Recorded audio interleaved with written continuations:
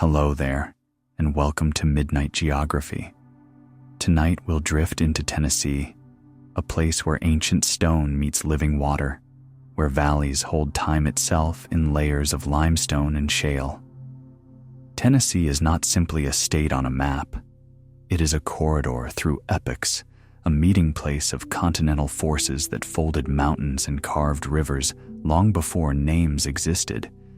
It is where the Appalachian spine bends westward into rolling plains, where underground rivers sculpt cathedrals in darkness, where mist clings to ridgelines like memory. Geography here speaks in whispers of collision and erosion, of persistence and transformation. If you enjoy these peaceful geographical explorations, consider liking and subscribing. It helps other curious minds find their way here too. But for now, let's begin.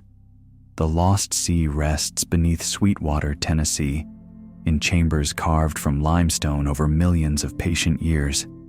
This underground lake spans 4.5 acres of still, dark water, though what has been mapped represents only a fraction of what exists in the unmeasured darkness beyond. The cavern ceiling arches overhead, invisible in places where headlamps fail to reach the curved stone. Water temperature holds steady at 58 degrees Fahrenheit throughout all seasons, unaffected by summer heat or winter cold, filtering down through hundreds of feet of rock. The lake's surface mirrors the formations above when undisturbed, creating the illusion of infinite depth. Fish swim here, species that found their way into these chambers through underground connections now lost or collapsed. The water tastes of minerals dissolved from ancient seabeds, limestone that once formed beneath tropical oceans, now lifted high and dry, only to be flooded again by rainwater seeping through stone. Beyond the tours and lights, passages extend into darkness that has never known human presence, chambers where water laps against stone in rhythms unchanged for epochs. Reelfoot Lake spreads across 15,000 acres in Tennessee's northwest corner, but it should not exist at all. This body of water was born in violence during the winter of 1811 and 1812, when the New Madrid earthquakes shook the central Mississippi Valley with such force that the great river itself ran backward.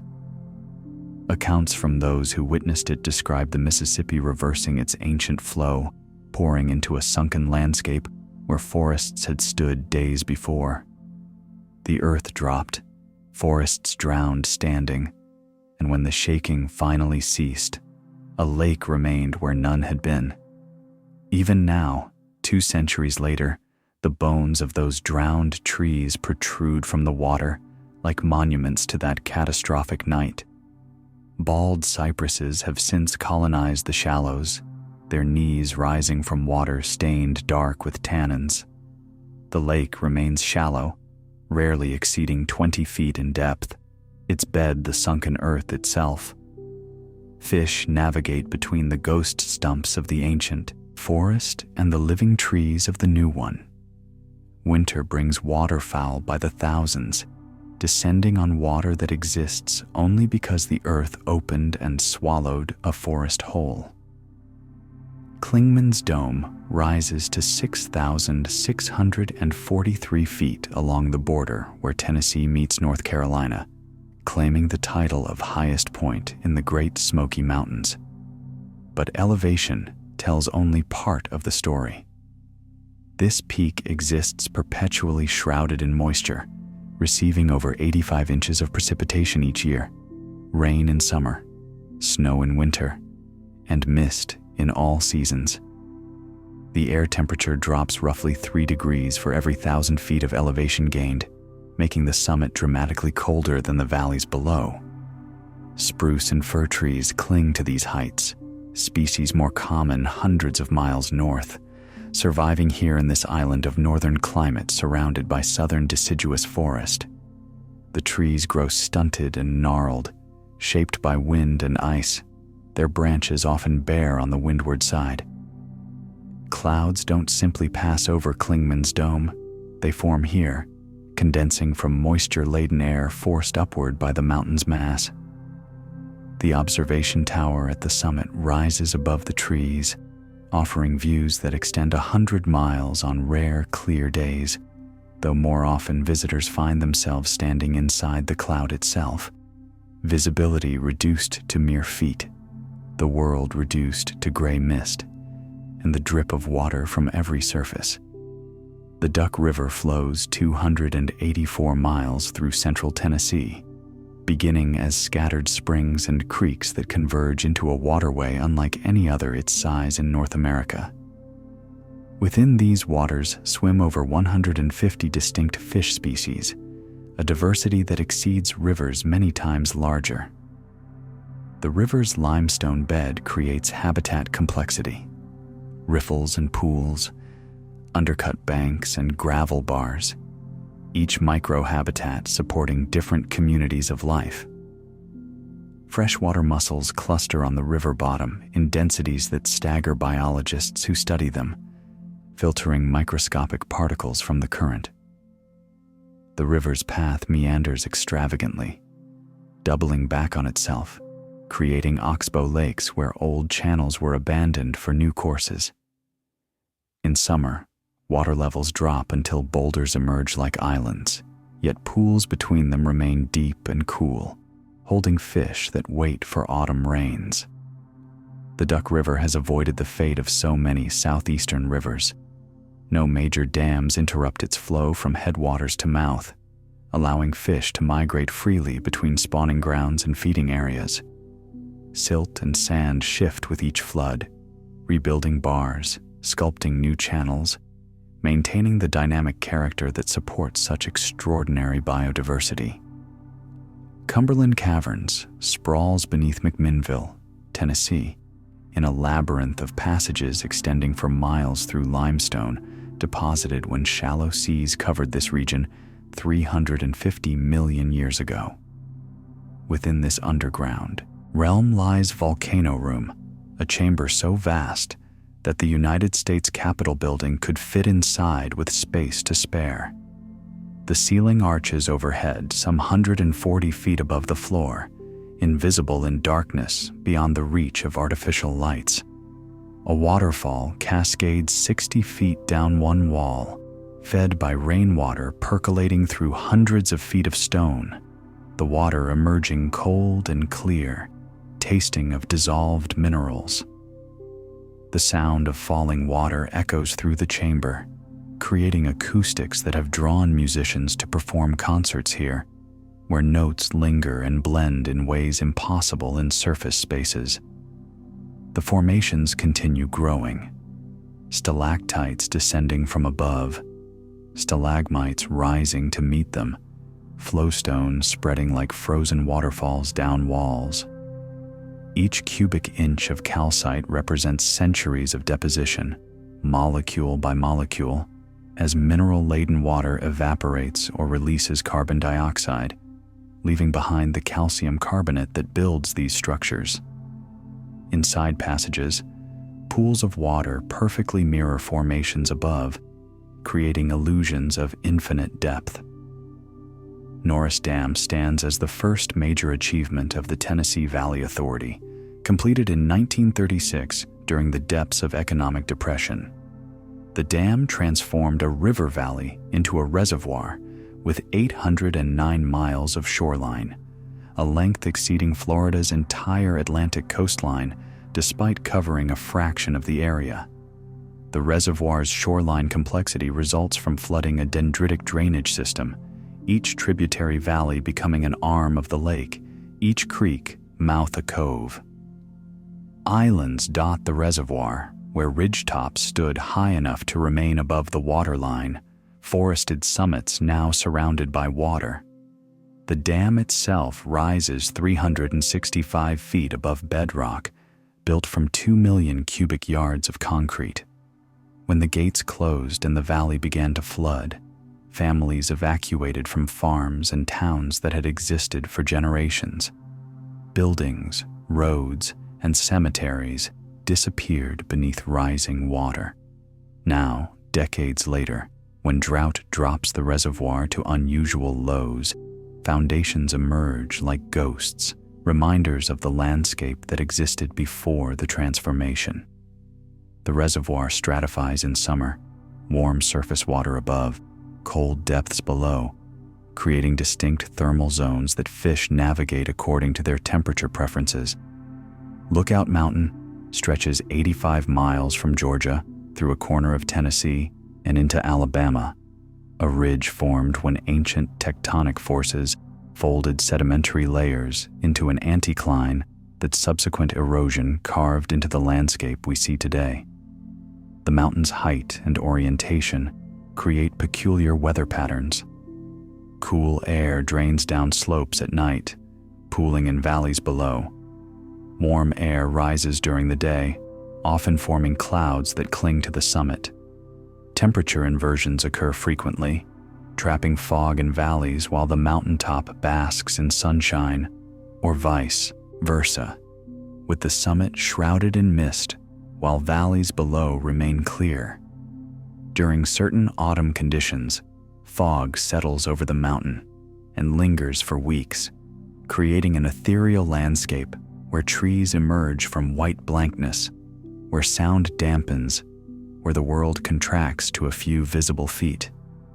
The fog results from moisture-laden air being forced upward by the mountain's mass, cooling as it rises, condensing into water droplets that hang suspended.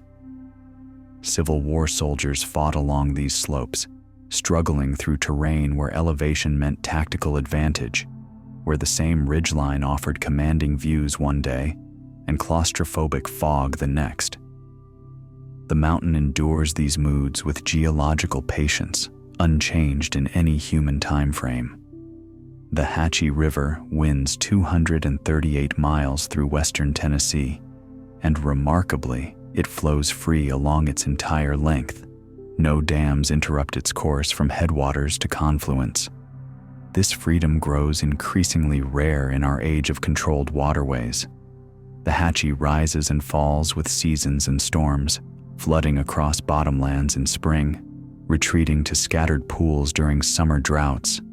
Its floodplain extends wide and flat, covered in hardwood forests that flood annually, the water bringing nutrients that nourish trees, the trees stabilizing banks and filtering runoff. The river's path shifts gradually, eroding outer banks on curves while depositing sediment on inner banks, a lateral migration that continues year after year, century after century. Old channels remain as oxbow lakes, crescent-shaped pools separated from the main channel when the river cut through the narrow neck of a meander loop. Fish move between river and oxbow lakes during high water, retreating to the deeper pools when water levels drop. The Hatchie's sediment comes from eroding bluffs upstream and from tributaries draining agricultural lands.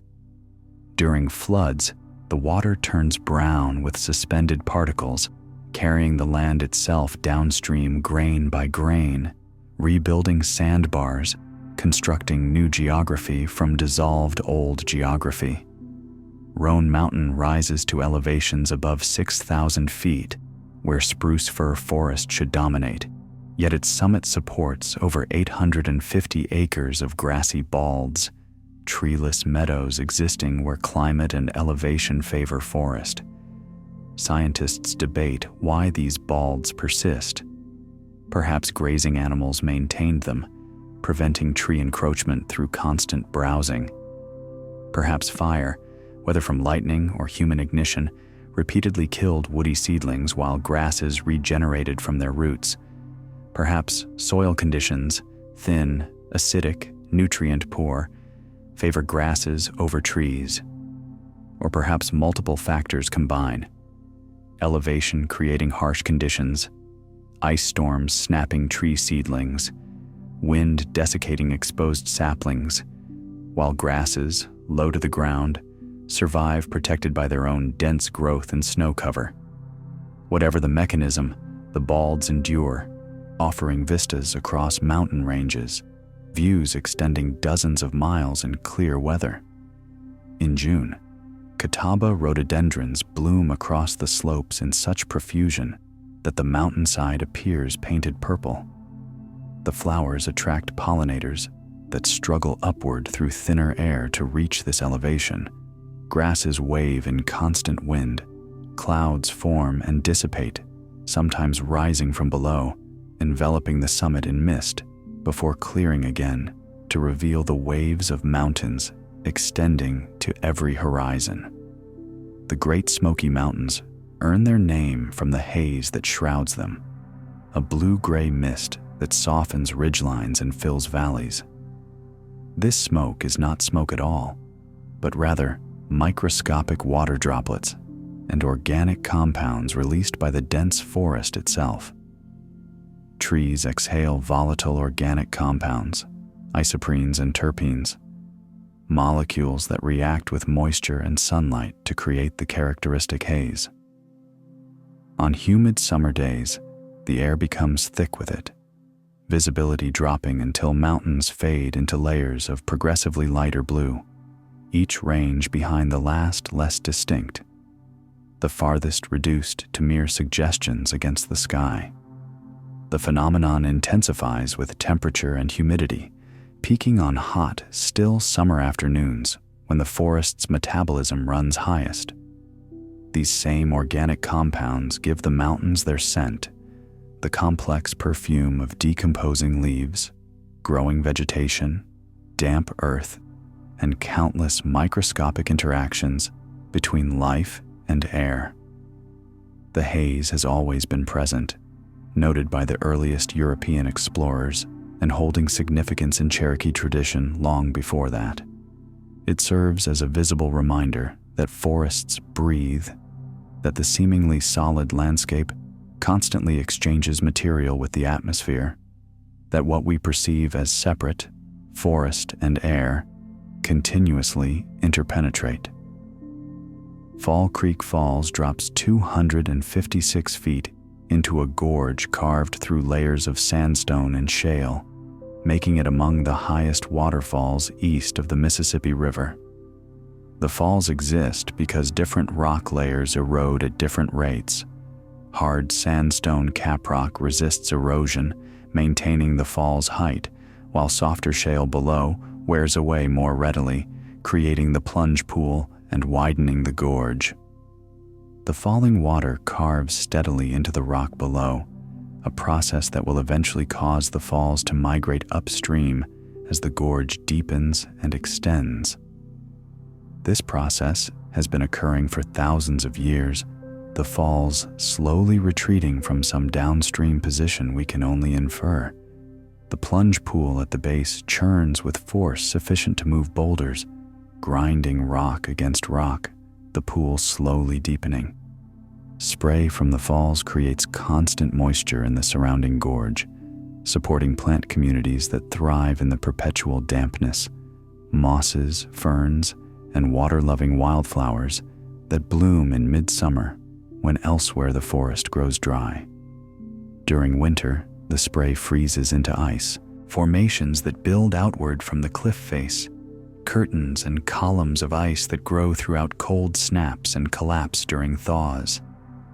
In spring, when snowmelt and rain swell the creek above, the falls thunder with such volume that conversation becomes impossible nearby, the sound reverberating from gorge walls, a reminder of water's patient, unstoppable power.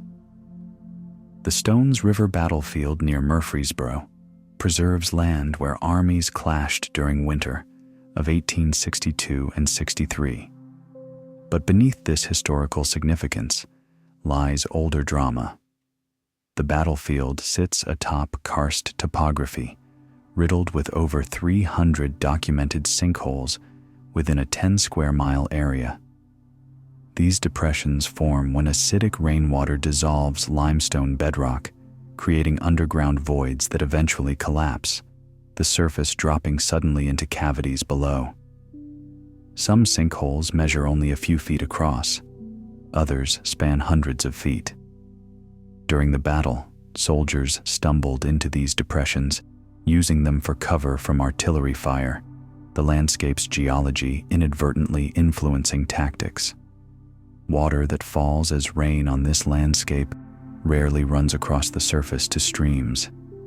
Instead, it percolates into soil, seeps through fractured limestone, dissolves rock grain by grain, and flows through underground passages toward some distant spring, where it emerges again to daylight. The battlefield streams often run dry in summer, their flow captured by sinkholes and continuing underground.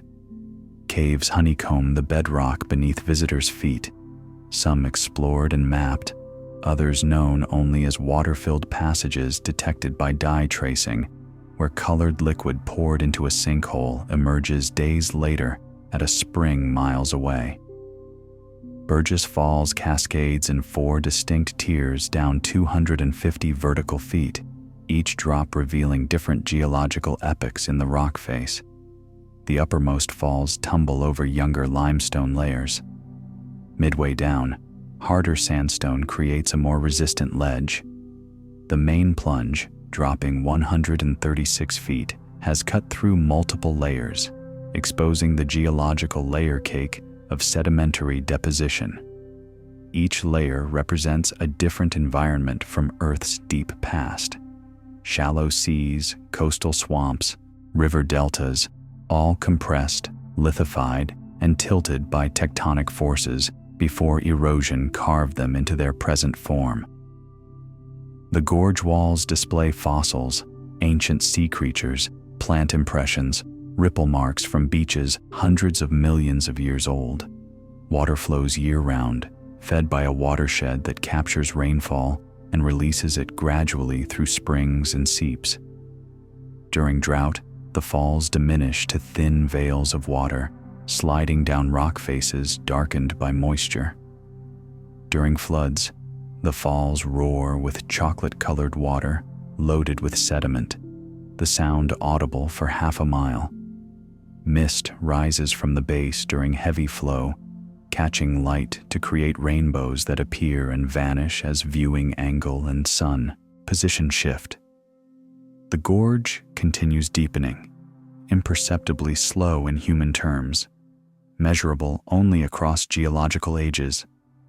The Tennessee River flows 652 miles from its formation at the confluence of the Holston and French Broad rivers, but its course follows a path so convoluted that it crosses Tennessee's borders 4 times.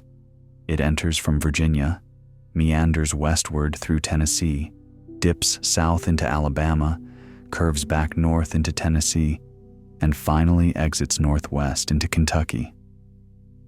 This tortuous route reflects the river's ancient history, established before the Appalachian Mountains rose to their current heights, the river maintaining its course as the land gradually uplifted around it.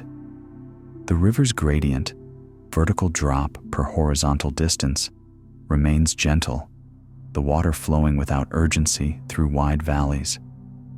Before dam construction, the river's character varied by season. Spring floods could raise water levels by 30 feet or more, inundating bottomlands and creating lakes from forests. Summer brought low water, sandbars emerging, the channel splitting around islands. Now the Tennessee Valley Authority controls flow through a series of dams, creating a staircase of reservoirs that maintains navigable depth year-round and generates hydroelectric power.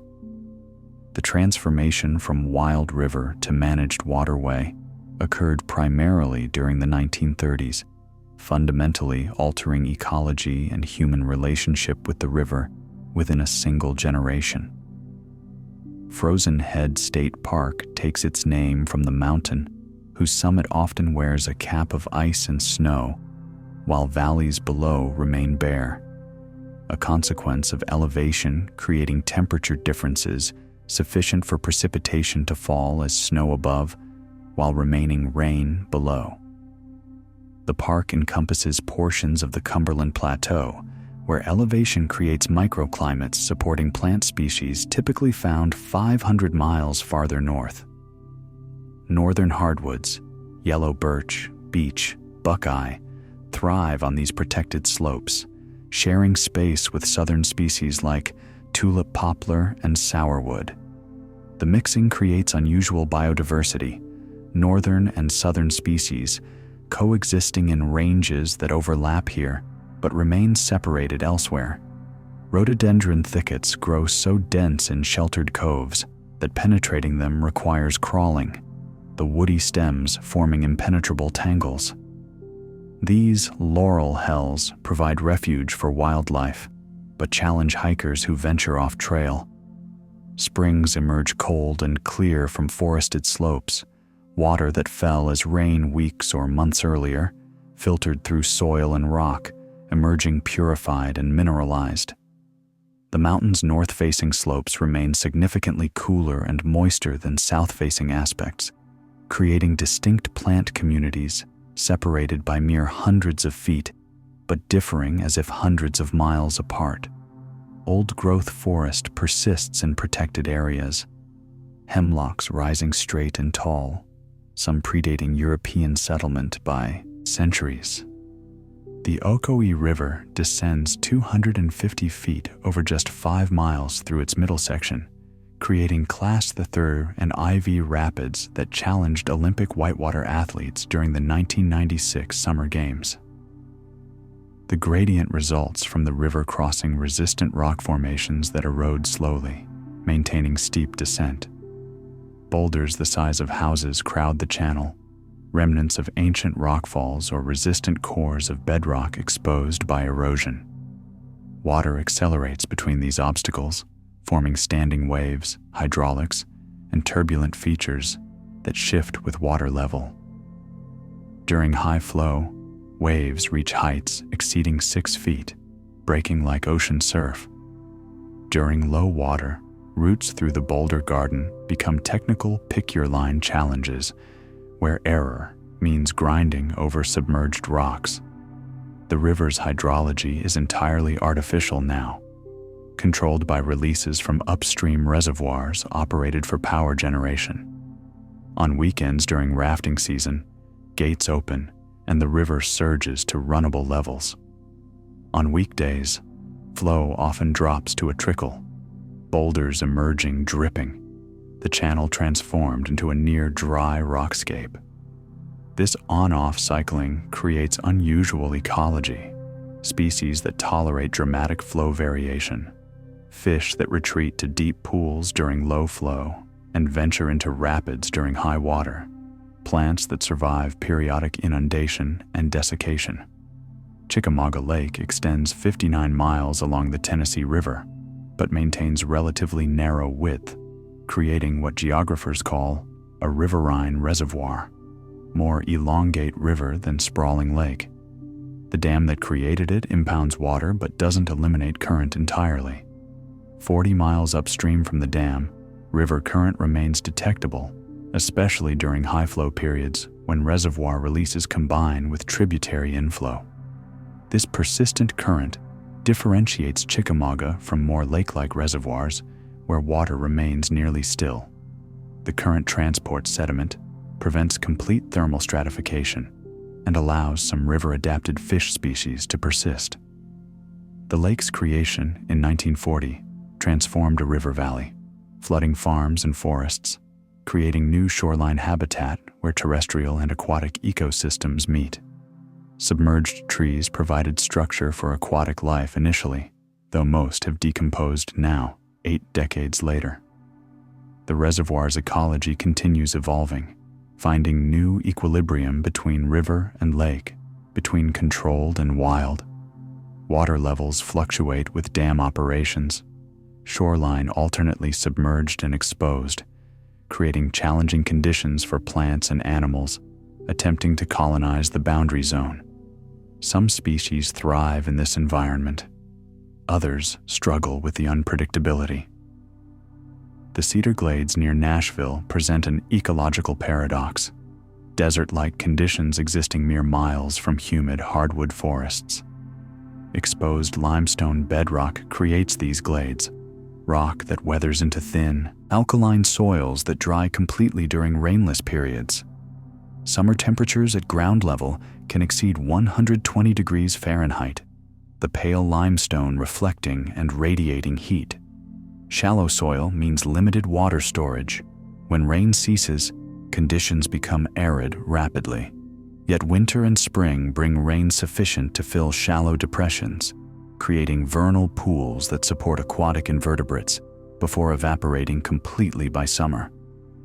Plants adapted to these extremes include species more typical of western deserts.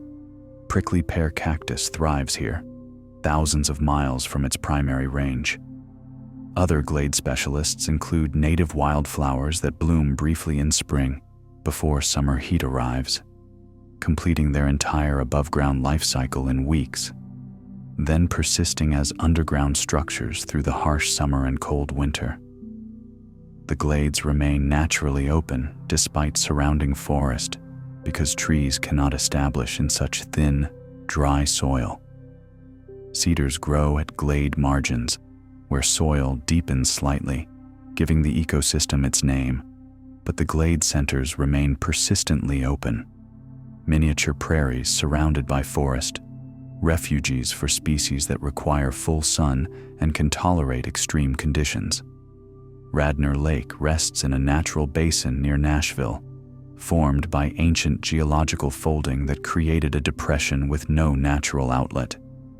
The 85-acre lake persists despite having no stream flowing out.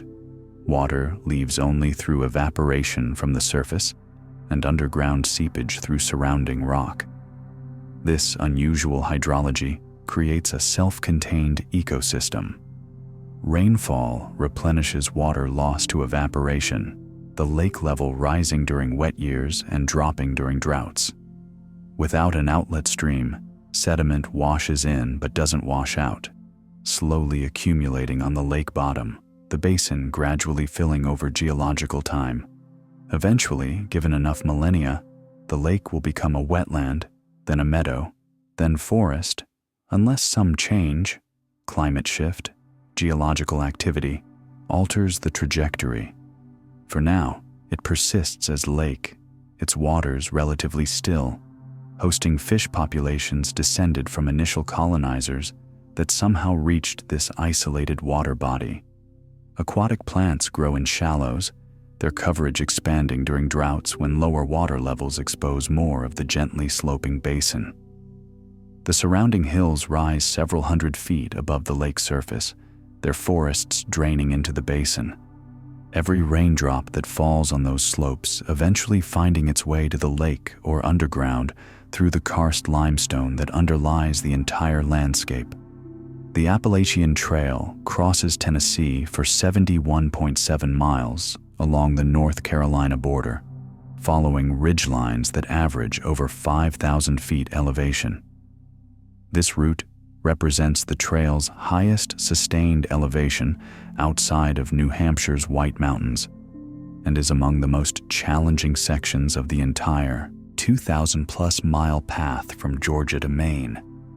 The trail stays predominantly on ridgetops, dipping only briefly to cross gaps where streams have eroded notches through the continuous ridge. These high routes offer sweeping views when foliage permits, particularly during winter, when bare trees allow vistas across multiple mountain ranges. But the elevation and exposure bring weather challenges. Summer thunderstorms develop rapidly, lightning striking high peaks and exposed ridges. Winter brings snow and ice, sometimes accumulating several feet deep, creating conditions requiring mountaineering skills rather than simple hiking. The ridgeline route was chosen partly for the views it offers, partly because travel along ridges avoids constant elevation change required by following valleys, and partly for solitude. These high, remote miles see less human activity than more accessible lower elevations.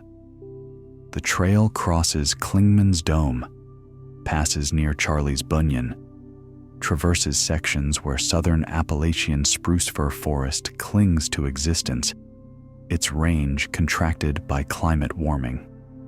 Nickajack Cave opens along the Tennessee River's banks, a vast limestone chamber that has witnessed multiple incarnations across human time. During the Civil War, Confederate forces mined saltpeter from the cave's depths. Potassium nitrate crystallized from bat guano accumulated over millennia, an essential ingredient for gunpowder. Miners worked by torchlight in passages that extend far beyond the areas they excavated, following seams of nitrate-rich earth, scraping and processing material that bats had created grain by grain over countless generations. The mining ceased when the war ended, and the cave returned to quieter purposes. Now it serves as winter sanctuary for over 100,000 gray bats that converge here each November, clustering on cave ceilings in dense masses that cover hundreds of square feet. Their combined body heat warms the air several degrees above outside temperature, creating stable conditions that allow torpid metabolism to sustain them through months when insects, their only food, cannot be found. The bats hang motionless, breathing slowed to mere whispers, heartbeat reduced, body temperature dropping to match surroundings. They stir occasionally, shifting position, but mostly they simply endure winter's scarcity and communal stillness. Come spring, they disperse to summer roosts scattered across the region, but each autumn they return to this same chamber, fidelity to place spanning generations, the cave serving as anchor point in their annual cycle. The French Broad River flows through Tennessee, carrying water and something more precious, time itself. This river established its course before the Appalachian Mountains rose, back when the land lay flatter, when rivers wandered across gentle slopes toward ancient seas. As tectonic forces slowly uplifted the mountains, the river maintained its path, cutting downward as fast as the land rose upward, a competition measured in inches per millennium.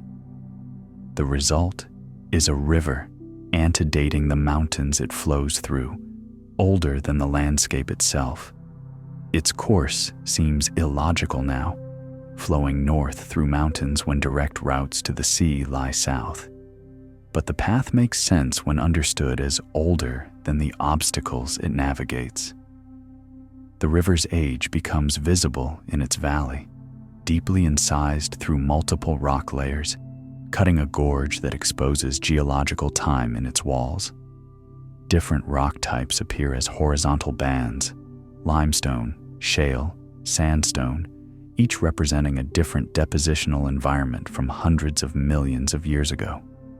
The river continues its patient work, carrying sediment grain by grain, dissolving soluble rock molecule by molecule, slowly lowering the landscape it drains. Fish that swim these waters, some species found nowhere else, evolved in isolation as mountains rose around the river, their ancestors trapped in this drainage when tectonic uplift created barriers to movement. Grassy Cove spreads across 3,000 acres, a vast limestone sinkhole valley where all surface water disappears underground. Not a single stream flows out of this basin. Every creek that enters vanishes into caves and sinkholes, continuing its journey through passages beneath the valley floor. The largest sink point lies at the cove's lowest area, a swallet cave where the cove's primary stream plunges underground in a waterfall that descends into darkness. The sound of falling water echoes from the cave entrance, but beyond that first visible drop, the stream continues through passages humans can follow only with caving equipment, the water flowing toward distant springs where it will eventually emerge miles away. During heavy rains, the cave system cannot accept water fast enough, and the cove floor floods, creating a temporary lake that may cover hundreds of acres before slowly draining as the flood pulse moves through underground passages. These floods can persist for days or weeks, then vanish as the subsurface drainage catches up. The cove's isolation, created by surrounding ridges and peculiar drainage, has fostered unusual ecology. Species that thrive in the valley's protected microclimate, where cold air drains and pools on winter nights, creating frost pockets while surrounding slopes remain milder. Farmers have worked this land for generations, the rich valley soils productive, despite, or perhaps because of, the unusual hydrology that prevents stream erosion while maintaining moisture through underground water circulation. Watauga Lake extends behind its dam, impounding water in a reservoir created in 1948 by flooding the entire town of Butler. Buildings, homes, churches, the courthouse, all rest beneath 50 to 100 feet of water, preserved in cold, dark stillness. The reservoir's depth and Tennessee's temperate climate create conditions where wooden structures decay slowly. Divers who have explored the submerged town describe buildings still standing, roofs intact, windows dark openings into rooms where fish now swim through what were bedrooms and kitchens. Roads remain visible as linear features on the reservoir bottom, leading between structures, crossing bridges that now span only water above and water below. The town's cemetery was relocated before flooding. Graves exhumed and moved to higher ground, but everything else remained. Too expensive or impractical to move, too solid to easily demolish. The lake stratifies thermally in summer, warm surface water floating above cold depths that remain near 40 degrees year-round. This cold layer preserves the submerged structures better than warmer water would, slowing bacterial and fungal decay. During droughts, when reservoir levels drop dramatically, the uppermost structures occasionally emerge partially, rooftops breaking the surface like islands, reminders of the landscape that existed before transformation. Most of the time, though, the town rests invisible below, a ghost landscape known to exist, but seen by few. The Sequatchie Valley cuts a straight line for 150 miles through the Cumberland Plateau, a geological feature so linear it appears almost artificial on maps. This valley formed through erosion along an anticline, an upward fold in rock layers created by tectonic compression. The folding brought deeper, older rock toward the surface along the fold's crest. These deeper rocks, having been buried longer and subjected to more pressure, were paradoxically weaker than the younger rocks above them, fractured by the folding process. Erosion exploited this weakness, removing the anticlinal crest preferentially, carving a valley where a ridge might be expected. The valley's straightness reflects the anticline's linear nature. Folds in rock layers typically extend for great distances as relatively straight features. A creek flows down the valley bottom, but it seems insufficient to have carved such a broad, deep trough. In truth, the creek only maintains what larger rivers carved over millions of years. The valley walls rise several hundred feet on either side, plateau surfaces extending flat to the horizon before dropping abruptly at the valley's edge. Farms occupy the valley floor, benefiting from rich alluvial soils and protection from harsh weather that sweeps across the exposed plateau. The valley serves as natural corridor for roads and railways, its straight path and gentle gradient offering easy passage through otherwise rugged terrain. Savage Gulf State. Natural area encompasses a complex of gorges where elevation plunges over 800 feet from plateau rim to stream bed in distances measured in hundreds of yards rather than miles. Over 15 major waterfalls punctuate these gorges, each representing a resistant rock layer, creating a temporary break in the stream's descent. The gorges cut through horizontal sedimentary layers like a knife through a layer cake, exposing the geological sequence in vertical walls. Sandstone caprock forms the plateau surface and upper cliffs. Below that, shale creates slopes and recesses. Deeper still, more sandstone appears, then limestone, then shale again. each layer visible as distinct bands in the gorge walls. Hemlocks and rhododendrons crowd the gorge bottoms, thriving in the cool, moist conditions where sunlight penetrates only briefly at midday. The plateau top, by contrast, supports oak hickory forest adapted to drier, more exposed conditions. Between these extremes, the gorge slopes host transitional communities, species composition shifting with elevation and aspect. Water shapes everything here, carving the gorges initially, then maintaining them through ongoing erosion, creating the cool, moist microclimates that support distinct ecosystems, nourishing the forest that in turn stabilizes slopes and regulates water flow. The streams that carved these gorges continue their work, imperceptibly deepening the channels, slowly widening the valleys, the landscape responding to water's patient persistence. The Big South Fork of the Cumberland River carved its gorge through sandstone layers 500 feet thick, cutting vertically through rock so resistant that cliffs remain nearly vertical long after their formation. The sandstone's strength comes from silica cement binding sand grains together, creating rock that fractures along joints rather than crumbling. This fracture pattern creates natural bridges and arches where erosion hollowed out weaker zones, while resistant pillars remained. Some arches span over 100 feet, massive stone spans supporting their own weight across voids sculpted by millions of years of water and ice. The river below continues cutting downward, but slowly now, the resistant bedrock yielding reluctantly. During floods, the river transforms from gentle flow to raging torrent, rising 20 feet or more, moving boulders, scouring bedrock, accomplishing in hours what takes years during normal flow.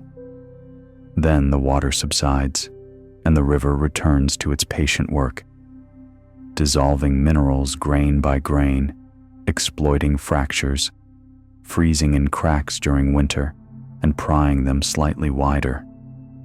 The gorge walls display differential weathering, recesses where softer layers eroded preferentially, overhangs where harder layers protect softer rock beneath. Water seeping from the cliff face supports hanging gardens of moss and fern, green curtains decorating the sandstone. The forest above, oak and pine on the dry plateau, remains unaware of the entirely different world existing hundreds of feet below in the shaded gorge. Percy Priest Lake spreads across 14,200 acres near Nashville, created in 1967 when the Army Corps of Engineers dammed Stones River. The reservoir's rapid rise to prominence as recreational destination reflects its proximity to Tennessee's capital and its shoreline configuration, numerous coves and embayments providing sheltered water for various activities.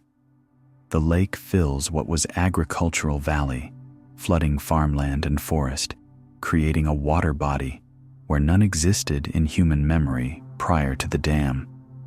The transformation occurred within months as gates closed and the valley flooded, water rising steadily until it reached conservation pool elevation. Trees drowned standing initially, their skeletal branches protruding from the surface for years, until decay and wave action finally toppled them. Now, 5 decades later, the reservoir seems permanent, its ecology established, its role in regional recreation and flood control normalized. But beneath the surface, the drowned landscape persists. Old road grades, foundations, fence lines marking property boundaries that no longer matter. The reservoir stratifies in summer, warm water floating atop cold, a thermocline separating these zones as effectively as a physical barrier. Fish orient themselves according to temperature preference, some species remaining in warm shallows, others descending to cooler depths. The lake's level fluctuates with dam operations and seasonal rainfall, shoreline alternately exposed and submerged, creating challenging conditions for vegetation attempting to colonize the margin. The Hiwassee River flows cold and clear below Appalachia Dam, its temperature controlled by releases from deep in the reservoir where water remains perpetually chilled. The dam draws from depths where sunlight never penetrates, where temperature holds near 50 degrees regardless of season. This cold water, released into the river below, creates conditions suitable for trout over 200 miles south of their natural range. Rainbow and brown trout thrive in these artificially cold waters, feeding on aquatic insects that emerge from the river, growing fat in a habitat that wouldn't exist without human manipulation of hydrology. The thermal regime creates unusual ecology. Cold water species downstream of the dam, warm water species in the reservoir above, a distinct boundary at the dam itself. During summer, when air temperatures climb into the 90s, the river below the dam remains jacket cold, 50-degree water so chilled that wading anglers develop numb feet. Morning mist rises from the water's surface, the river's chill condensing moisture from warm air above. The contrast between river and reservoir extends beyond temperature. The reservoir flows sluggishly, accumulating sediment, while the river below runs clear and swift. Sediment having settled in the reservoir, only the clearest water passing through the dam. This clarity allows sunlight to penetrate deeply, supporting aquatic plants that provide cover for young trout and habitat for the insects they feed upon. Mammoth Cave's passages extend beneath portions of Tennessee, despite the park and primary entrance lying in Kentucky. Underground rivers respect political boundaries no more than surface rivers do. They flow according to gradient and permeability, following paths of least resistance through soluble limestone. The cave system beneath the border region connects to the main Mammoth Cave complex, though access requires technical caving skills and permission granted sparingly to protect the fragile underground environment. These passages were carved by water percolating through limestone, dissolving rock along fractures and bedding planes, slowly enlarging tiny cracks into crawlways, crawlways into walking passages into vast chambers.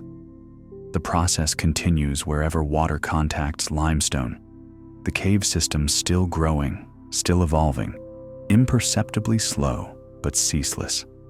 Underground streams flow through measured darkness, their courses entirely within rock, never seeing daylight from source to emergence.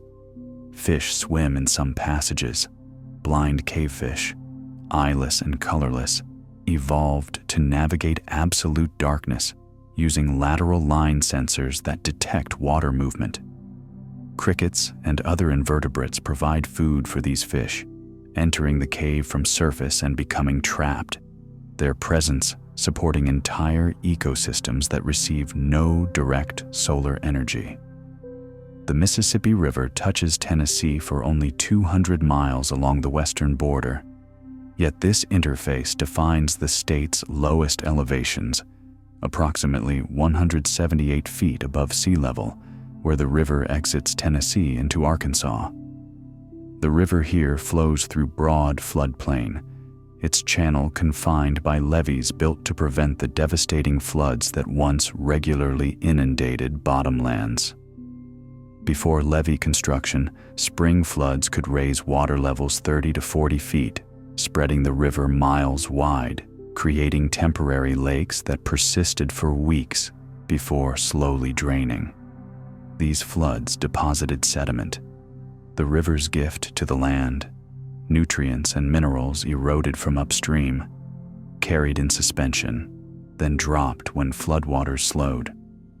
Rich alluvial soils resulted, creating some of Tennessee's most productive agricultural land. The levees changed this dynamic, confining floods, preventing sediment deposition, protecting human infrastructure, while altering the natural processes that built the floodplain. The river's power becomes evident during high water, when the confined channel struggles to contain flow, water pressing against levees, seeking any weakness. The current runs swift and turbulent, carrying entire trees washed in from upstream, transporting enough sediment to turn the water opaque brown. During low water, the channel contracts, sandbars emerge, and the river's character transforms entirely, placid where it was violent, clear where it was turbid. Laurel Falls cascades 80 feet down a slope in the Smokies, water flowing year-round over mossy rock faces that remain perpetually damp. Springs feeding the falls emerge from underground sources that maintain consistent flow regardless of surface precipitation patterns. These springs tap into groundwater, rainwater that percolated into the soil weeks or months earlier, filtered through rock and soil, emerging cold and pure. The constancy of flow creates habitat reliability. Aquatic insects, salamanders, and plants can depend on water's presence, unlike ephemeral streams that flow only after rain.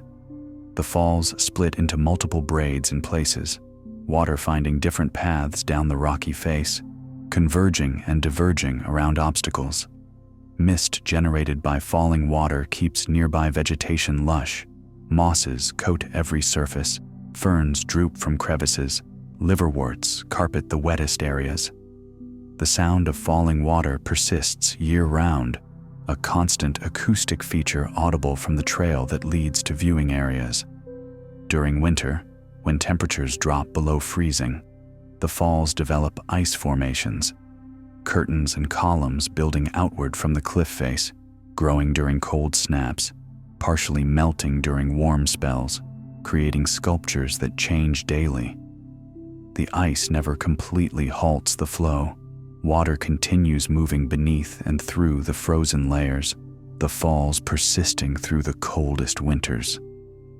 The Natchez Trace Parkway follows ancient paths through Tennessee for 155 miles, routes used for over 10,000 years by animals, then Native Americans, then European settlers pushing westward. The trace crosses terrain shaped by wind-deposited loess soils, fine sediment blown from glacial outwash plains during ice ages, accumulating in deep layers across parts of western Tennessee. These loess deposits create soils that erode deeply into vertical banks, unlike most soils that erode on slopes. The vertical erosion creates sunken roads where centuries of foot traffic, hooves, and wheels wore down the soft loess, the road surface gradually lowering as traffic continued. Some sections of the original trace lie 20 feet below the surrounding land surface, testament to the volume of traffic and the erodibility of the soil. Trees now grow in these sunken roadbeds, their canopies meeting overhead to create tunnels of green. The modern parkway generally parallels rather than follows the exact historic route, preserving the sunken traces as features to view rather than drive. The parkway's design prioritizes scenery over speed. Curves follow topography rather than straightening it. Grades remain gentle. Commercial traffic is prohibited. The result is a route that conveys travelers through landscape in a manner echoing, however imperfectly, the experience of earlier travelers who moved through this same terrain at walking pace. Cumberland Gap sits at the junction where Tennessee, Kentucky, and Virginia meet, a natural passageway through the Appalachian Mountains, carved by water, flowing through soluble limestone. The gap provided the primary route through the mountains for over 300,000 settlers, pushing westward during late 18th and early 19th centuries. Before that, Native Americans used the gap for centuries, following game trails that followed the path of least resistance through formidable terrain. Buffalo created the original trails, their repeated passage wearing paths that humans then followed and maintained. The gap exists because erosion selectively removed softer rock, leaving the passage as the easiest route across this section of the Appalachians. Surrounding peaks rise over 1,000 feet higher than the gap itself, making alternate routes far more difficult. The gap's geology remains visible in exposed limestone formations, layers folded and faulted by the same tectonic forces that built the mountains. A tunnel now carries highway traffic beneath the gap, preserving the historic passage for hikers and history enthusiasts. From the gap's highest point, views extend across 3 states, mountain ridges layered to distant horizons. The gap itself seems unremarkable in the landscape, just a slightly lower point on a continuous ridge. But its impact on human history far exceeded its physical prominence, serving as gateway through mountains that otherwise presented formidable barrier. The Tennessee Valley Authority's dam system controls river flow with precision, measured in inches at points hundreds of miles apart. This coordination requires constant communication between facilities, adjustment of release rates based on downstream conditions, and forecasting that accounts for rainfall across the entire watershed.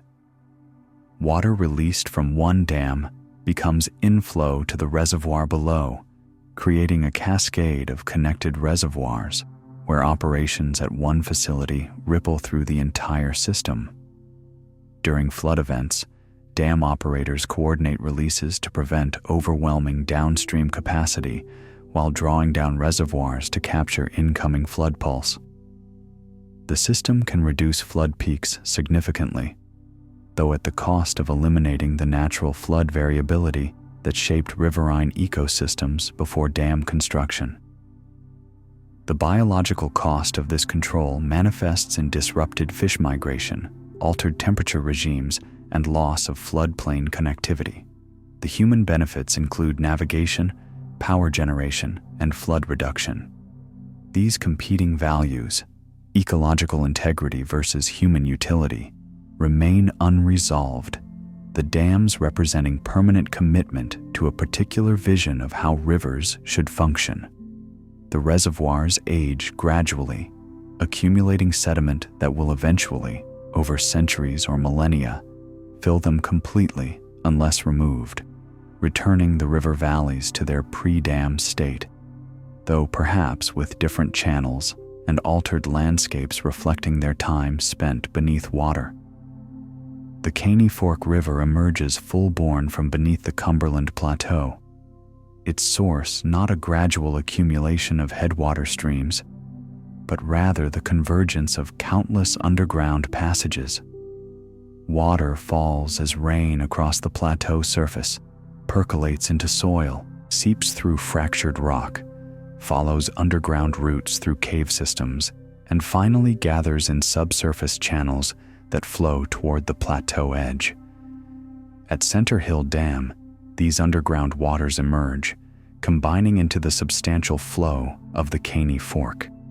The river's underground source means its flow varies less than surface-fed rivers. The aquifer buffers rapid changes, releasing water gradually even during surface droughts. During extreme dry periods, when surface streams in the region dwindle to trickles, the Caney Fork maintains substantial flow, testament to the vast underground reservoir feeding it.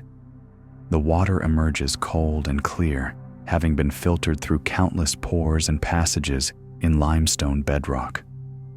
Dissolved minerals give the water slight alkalinity, chemistry reflecting the limestone it flowed through. In places, the river runs over exposed bedrock, smooth limestone shaped by flow, potholes drilled by stones spinning in turbulence. During floods, the river can rise rapidly, though never as dramatically as surface-fed streams, the underground system buffering even major storms to some degree. The plateau above shows little evidence of the massive aquifer it contains, water flowing invisibly beneath surface forest and fields. Warrior's Path near Kingsport follows routes worn into limestone bedrock by centuries of foot traffic. Before European contact, Native American groups traveled this path repeatedly, their passage wearing grooves into exposed rock surfaces. Where softer rock occurs, the path became a trench, worn lower by countless footsteps. Where harder limestone bedrock was exposed, the path polished the stone smooth, and in places, actually carved grooves where feet stepped repeatedly in the same spots. These grooves remain visible today, shallow depressions in otherwise solid rock, evidence of the volume of travel this route sustained over centuries. The path connected Cherokee territories to the south with other indigenous groups to the north, serving as trade route and highway. Buffalo used these paths first, their hooves wearing initial trails that humans then followed and maintained. The relationship between human infrastructure and animal movement continues. Modern roads often follow ancient paths, paths that followed animal trails, trails that followed the topography's logic, routes that minimized elevation change and avoided difficult terrain. Limestone's solubility means the grooves carved by foot traffic continue being modified by chemical erosion, rainwater slowly dissolving rock, the grooves deepening imperceptibly, maintaining evidence of ancient passage even as the passage itself fades from memory. South Holston Lake extends 24 miles behind its dam, but the reservoir remains less than a mile wide through most of its length, creating a serpentine water body that follows the original river valley's meanders. The lake's narrowness results from the steep-sided valley it fills. The river carved a deep, narrow gorge, and the reservoir simply filled that gorge to a higher elevation. Satellite images show the lake as a sinuous blue line threading through green mountains, more like a river than a lake despite its impoundment. The lake's depth varies dramatically. Near the dam, depths exceed 200 feet, while upper reaches remain relatively shallow. This bathymetric complexity creates distinct zones that support different fish communities. Cold water species inhabit the deep areas near the dam, where temperatures remain cool year-round. Warm water species dominate the shallow upper lake, where summer sun warms the entire water column. The reservoir stratifies thermally in summer, warm surface water floating above a cold hypolimnion that occupies the deepest areas. This layering creates an oxygen dilemma. The hypolimnion, cut off from atmospheric oxygen and receiving little light for photosynthesis, gradually becomes depleted of oxygen during summer. Fish cannot survive there despite favorable temperatures, creating wasted habitat. Fall turnover, when surface water cools and sinks, eventually reoxygenates the depths, a seasonal cycle repeated annually. The Paint Rock Bluff rises vertically from the French Broad River, its limestone face displaying pictographs painted over 1,000 years ago by Native Americans who occupied this region. The images, human figures, animal forms, geometric patterns, were created using pigments derived from minerals and organic materials, applied directly to the rock face. They persist because the limestone's slight overhang protects them from direct rainfall, and because vandalism has been prevented through careful stewardship. The paintings rest 60 feet above current water levels, requiring either scaffolding or boats to access them when the river ran lower than today.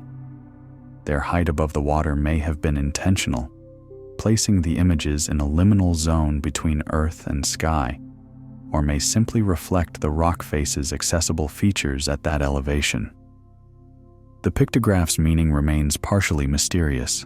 Some interpretations suggest astronomical records, others ceremonial significance, still others simple artistic expression.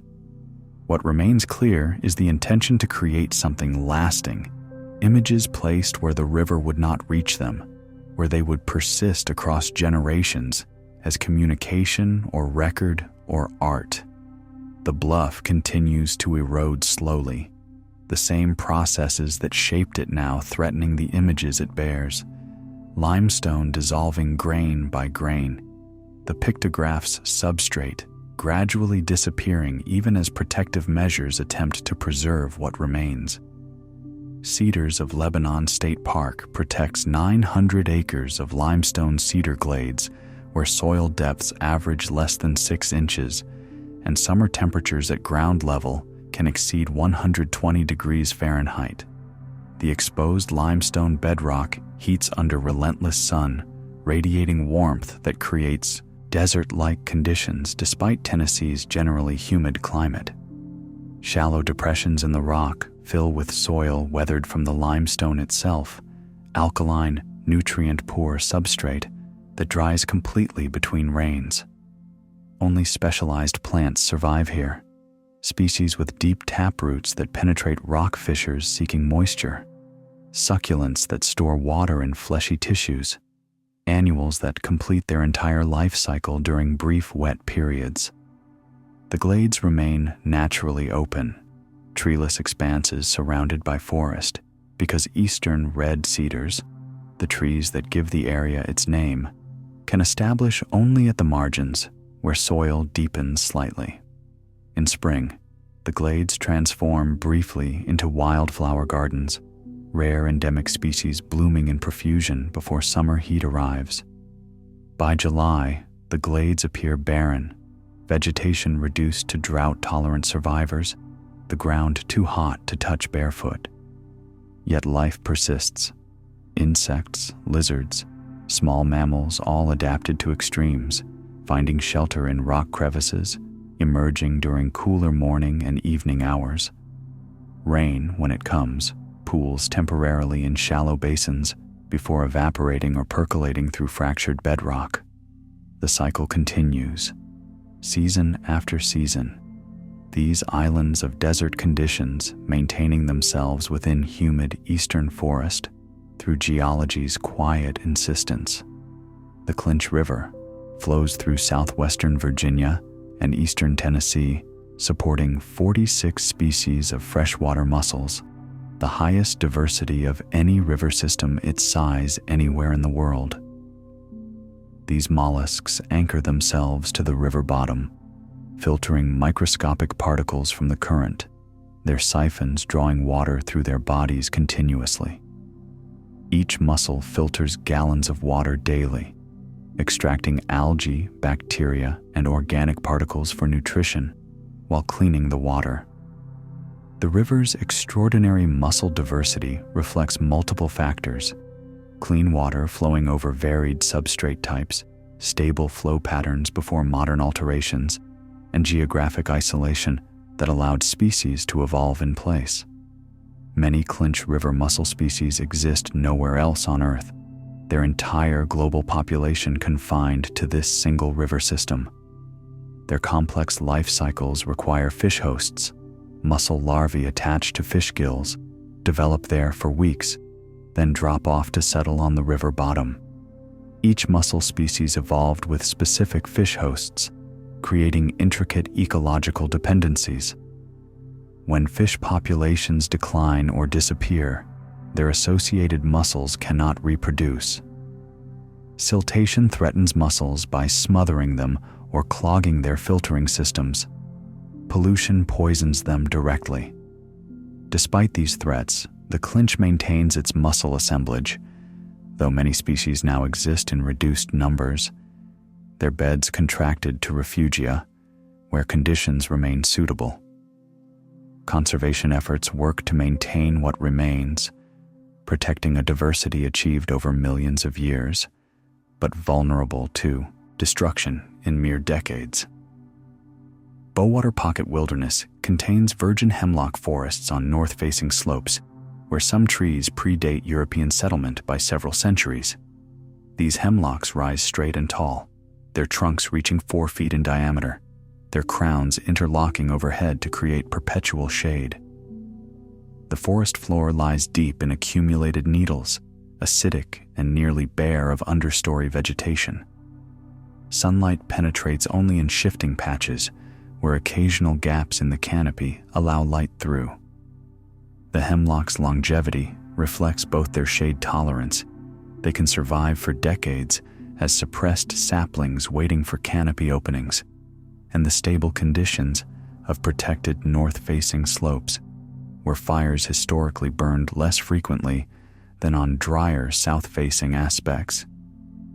These ancient trees survived because they grew in places humans found difficult to access, slopes too steep for profitable logging given available technology. Now they stand as living connections to the pre-settlement forest, their rings recording centuries of climate variation, their presence demonstrating what the wider landscape once resembled. Hemlocks create distinct habitat. Their evergreen canopy moderates temperature year-round. Their dense shade suppresses competing vegetation. Their fallen needles acidify soil. Brooks flowing through hemlock groves run cold and shaded even in summer, maintaining temperatures suitable for salamanders and other cold-adapted species. The tree's vulnerability to invasive hemlock woolly adelgid threatens these ancient stands, the insect capable of killing even centuries-old trees within years.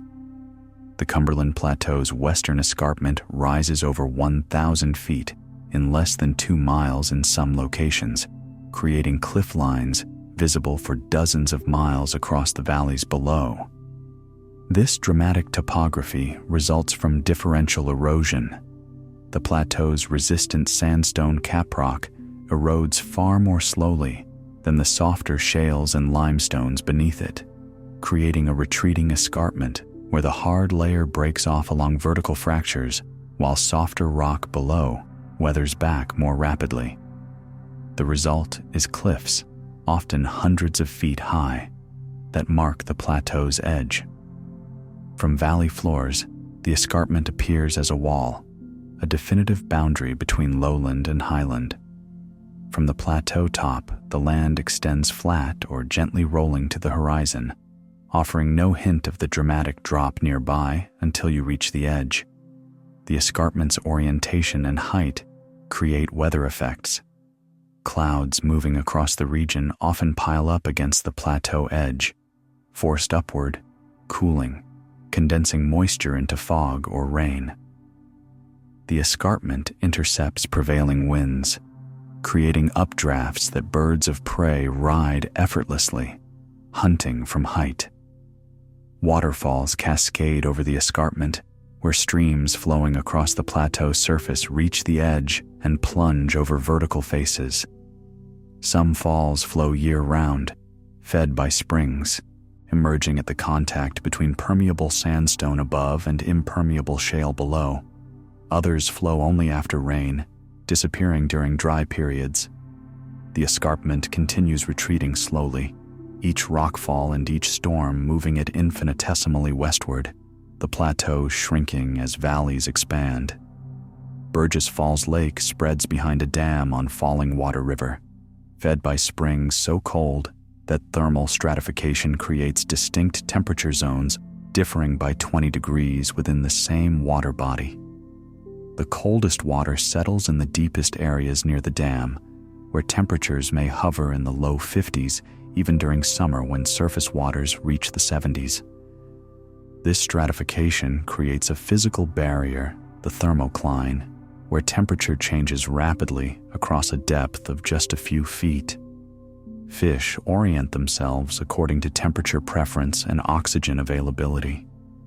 Warm water species remain in the upper layer where temperatures suit their metabolism. Cold water species would prefer the depths, but often cannot tolerate the low oxygen concentrations that develop there during summer. The spring sources feeding the lake emerge from underground aquifers, water that fell as rain months earlier, filtered through rock and soil, emerging at temperatures reflecting the stable underground environment rather than surface seasonal variation. These cold springs maintain the lake's lower layers at temperatures that would otherwise occur only during winter, creating year-round cold water habitat in an otherwise warm water region. During fall, as surface water cools, the lake eventually reaches uniform temperature and turns over. The density difference between warm and cold water disappears, allowing wind-driven mixing to circulate oxygen throughout the water column. This fall turnover re-oxygenates the depths, making them temporarily habitable again before winter stratification establishes a new pattern. The Powell River flows through valleys where fossils of tropical sea creatures rest in limestone formed 350 million years ago, when Tennessee lay beneath warm, shallow seas.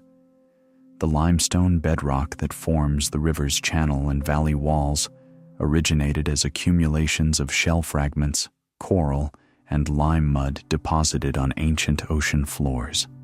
Compression and chemical processes transformed this loose sediment into solid limestone, preserving the remains of organisms that built and inhabited those ancient reefs. Now, exposed by erosion as the river cuts downward, these fossils appear as cross-sections in limestone ledges, spiral shells of gastropods, segmented stems of crinoids, fan-like patterns of corals.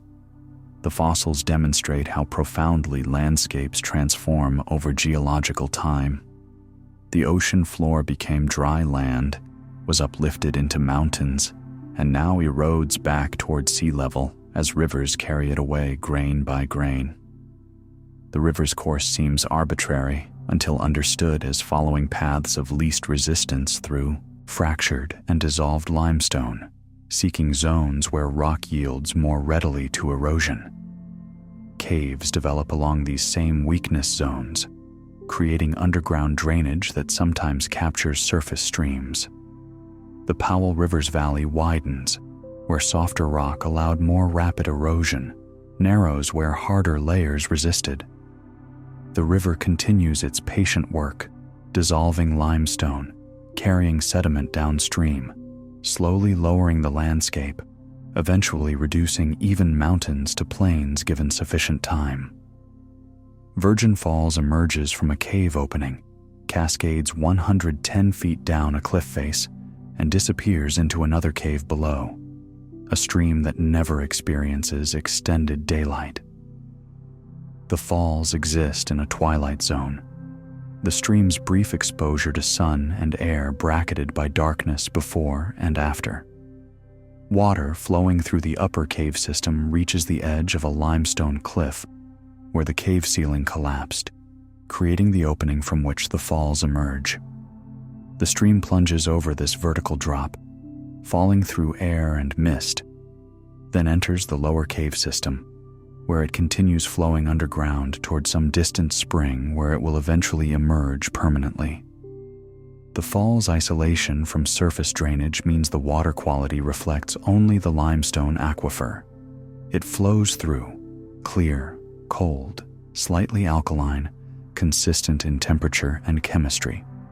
Moss and ferns grow in the spray zone, where mist keeps rock surfaces perpetually damp. The constant moisture supports plant species that require reliable water, creating hanging gardens on the cliff face. During winter, the falls develop ice formations where spray freezes on contact with cold rock, building outward into curtains and columns. The ice never completely stops the flow. Water continues moving behind and through the frozen layers. Spring melt brings increased flow, the falls widening and thundering with greater volume before settling back to quieter summer flows.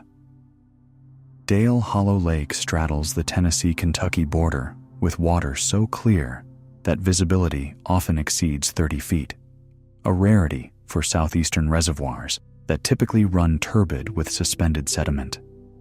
The clarity results from the watershed's characteristics: extensive forest cover that minimizes erosion, limestone bedrock that provides natural filtration, and relatively low nutrient inputs that limit algae growth. The reservoir fills a deeply incised valley in the Cumberland Plateau, creating a lake with complex shoreline including hundreds of miles of coves and embayments. Maximum depths near the dam exceed 130 feet, while upper reaches remain relatively shallow. This depth variation, combined with exceptional clarity, creates distinct light zones underwater. Sunlight penetrates to depths where most reservoirs would be dark, allowing aquatic plants to grow deeper than typical, providing structure and habitat well below the surface. The clarity also makes the lake a destination for scuba divers who explore submerged trees, rock formations, and the varied topography of the drowned valley. Fish behavior differs in clear water. They can see lures and baits from greater distances, making them simultaneously easier to attract and more wary of deception. The lake's clarity fluctuates seasonally, clearest in late summer and fall when tributary inflow diminishes, most turbid during spring when runoff from winter and spring rains carries sediment into the reservoir. But even at its most turbid, Dale Hollow maintains visibility exceptional compared to regional reservoirs. The Tellico River descends 2,000 feet over 32 miles, creating gradients steep enough that rapids follow one after another in near continuous succession through the upper reaches. This steepness results from the river's course descending from high elevations in the Cherokee National Forest toward the Little Tennessee River Valley. The gradient means the river possesses tremendous erosive power during high flow. Water accelerated by steep descent moves boulders, scours bedrock, carries sediment in quantities that turn the flow opaque. The riverbed consists largely of bedrock and large boulders, finer sediments swept downstream and deposited where gradient moderates and water slows. During low flow, the river shrinks to pools connected by thin flows over boulder gardens, fish concentrated in the deepest holes. During floods, the river transforms entirely, bank-to-bank flow, standing waves marking where water accelerates over hidden obstacles, the sound audible for miles.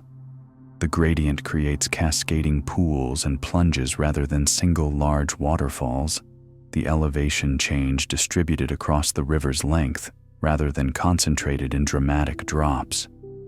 Rhododendron and mountain laurel crowd the banks, their woody stems overhanging the water, roots exposed where current has undercut banks. The river's cold water, fed by mountain springs and shaded by dense forest, supports wild trout populations in its headwaters where gradient is steepest and water temperatures remain suitable even during summer. Natural Bridge near Waynesboro spans 51 feet and rises 51 feet high, formed when the roof of a limestone cave collapsed, leaving this arch as the sole remaining portion of what was once an extensive cavern system. The bridge's symmetry, equal height and span, seems almost designed, though it represents only coincidental dimensional similarity. The formation process began underground as acidic water dissolved limestone along fractures and bedding planes, creating a cave passage. Over time, as erosion removed material above and around the cave, the roof thinned until eventually portions collapsed, opening the passage to daylight.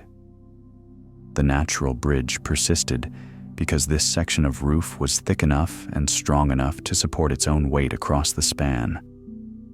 The bridge continues to weather slowly. Water seeps through the limestone. Freezing in winter, expanse cracks slightly. Roots from trees growing on the bridge's surface probe into fractures. Eventually, measured in geological time, the bridge will collapse like the surrounding cave roof did. But for now, it stands, solid stone arcing over the void below, substantial enough to support foot traffic, allowing people to walk across empty air with tons of limestone between them and gravity's pull. The area around the bridge shows evidence of the broader cave system that once existed: sinkholes, losing streams, springs emerging from rock faces, all signatures of karst topography where underground and surface drainage interpenetrate. Kentucky Lake extends 184 miles along the Tennessee River, making it the largest artificial lake by surface area in the eastern United States at 160,300 acres. The reservoir was created by Kentucky Dam, completed in 1944 as part of the Tennessee Valley Authority's comprehensive river management system. The lake submerged not just the river channel, but miles of bottomland forest, farms, small towns, roads, an entire landscape drowned beneath water that averages 46 feet deep. The lake's great length but relatively shallow depth creates unusual characteristics. Current remains detectable dozens of miles upstream from the dam, more river-like than lake-like despite impoundment. The reservoir stratifies thermally in summer, but not as definitively as deeper lakes, mixing occurring more readily. Aquatic vegetation grows extensively in shallow areas, providing habitat structure that supports diverse fish communities. The lake's creation transformed regional ecology and economy. Sport fishing industries developed around introduced game fish. Navigation improved with controlled water levels. Seasonal flooding that had shaped bottomland ecosystems for millennia ceased. The lake ages gradually, accumulating sediment at rates depending on watershed erosion. This sediment, eroded from fields and forests and stream banks across the vast Tennessee River watershed, settles in the reservoir's quiet water, slowly filling what the dam created, a process that will eventually, over centuries, return the valley to solid ground unless sediment is removed. The Nolichucky River cuts a gorge through the Unaka Mountains, reaching depths of 1,800 feet, with walls so steep that sunlight illuminates the river only at midday, when the sun passes directly overhead. The gorge's depth results from the river maintaining its course as tectonic forces uplifted the mountains. The river cut downward as fast as the land rose upward, a process requiring millions of years of patient erosion. The gorge walls expose metamorphic rock, stone that began as sedimentary layers but was transformed by heat and pressure during mountain building. The original rock's character altered into new forms. These walls rise nearly vertical in places, cliffs hundreds of feet high where resistant rock layers refused to yield to erosion's slow work. The river far below continues cutting, carrying away the mountains grain by grain, moving toward some distant equilibrium where erosion and uplift balance. The gorge's depth creates distinct microclimates, cool, shaded conditions at river level, even during summer, more exposed conditions on the rim where sun and wind reach freely. Plant communities vary accordingly, species composition shifting with elevation and aspect. The river's gradient through the gorge remains steep, creating Class 4 rapids that challenge even experienced paddlers. During floods, the entire gorge echoes with the river's roar, water rising dozens of feet, moving with violence sufficient to reshape the channel, rolling boulders, stripping vegetation from flood-prone areas. Montgomery Bell State Park contains remnants of 19th-century iron furnaces built beside streams that provided consistent water power for bellows and trip hammers. These stone structures still stand, their masonry walls rising 20 to 30 feet, openings at their bases where molten iron once flowed out. The furnaces operated during the early 1800s when iron production required charcoal for fuel, limestone for flux, iron ore for raw material, and water power to drive the machinery. The region provided all these necessities. Forests supplied wood for charcoal production, limestone outcrops provided flux, iron ore occurred in sufficient concentrations to mine economically, and streams provided reliable flow.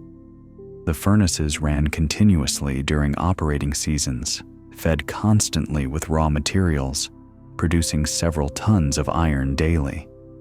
Workers lived in company towns near the furnaces, entire communities existing to support iron production. When the industry declined, exhausted ore deposits, depleted forests, competition for more efficient operations elsewhere, the furnaces shut down and the communities dispersed. Now the furnace ruins stand in forest that has regrown since the charcoal era, stone monuments to vanished industry. The streams that powered the operation continue flowing, indifferent to human purposes, their energy now unharnessed.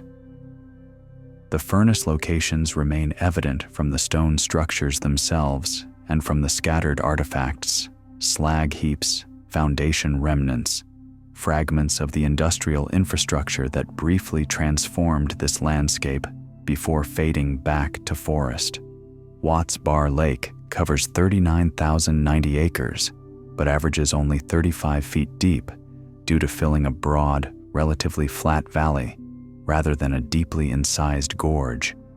The reservoir's shallow depth means it warms thoroughly in summer, the entire water column reaching similar temperatures rather than stratifying into distinct thermal layers as deeper reservoirs do. This uniform warming creates favorable conditions for warm water fish species, but eliminates cold water refugia that deeper lakes provide. The lake's great surface area relative to its volume means wind can mix the water effectively, maintaining oxygen concentrations throughout. Aquatic vegetation grows extensively in the shallows, which comprise much of the lake's area. Submergent plants rooted in the bottom, their stems reaching toward light, emergent species in the shallowest margins. This vegetation provides cover for young fish, substrate for invertebrates, and complicates boat navigation in areas where dense growth reaches the surface. The reservoir's level fluctuates with dam operations and seasonal patterns, exposing mudflats during drawdown periods, creating challenging conditions for shoreline vegetation that must tolerate both inundation and exposure. The lake formed behind Watts Bar Dam, completed in 1942, flooding a valley that supported agriculture and small communities. The transformation from flowing river to still reservoir altered the valley's entire character, creating habitat for reservoir-adapted species, while eliminating habitat for river-dependent species. The stone door in Savage Gulf forms a 100-foot deep crevice only 10 feet wide, created when parallel fractures in sandstone separated over geological time. The fractures began as joints. Cracks in bedrock formed when tectonic stress exceeded the rock's tensile strength. Water penetrated these joints, freezing in winter, expanding, forcing the cracks slightly wider. Plant roots grew into the crevices, their expansion contributing additional force. The process continued over millennia, the parallel fractures widening until a narrow slot separated from the main cliff face. The crevice extends deep into the plateau, its walls remaining nearly parallel, too narrow for sunlight to reach the bottom except at midday, creating a perpetually shaded microclimate within.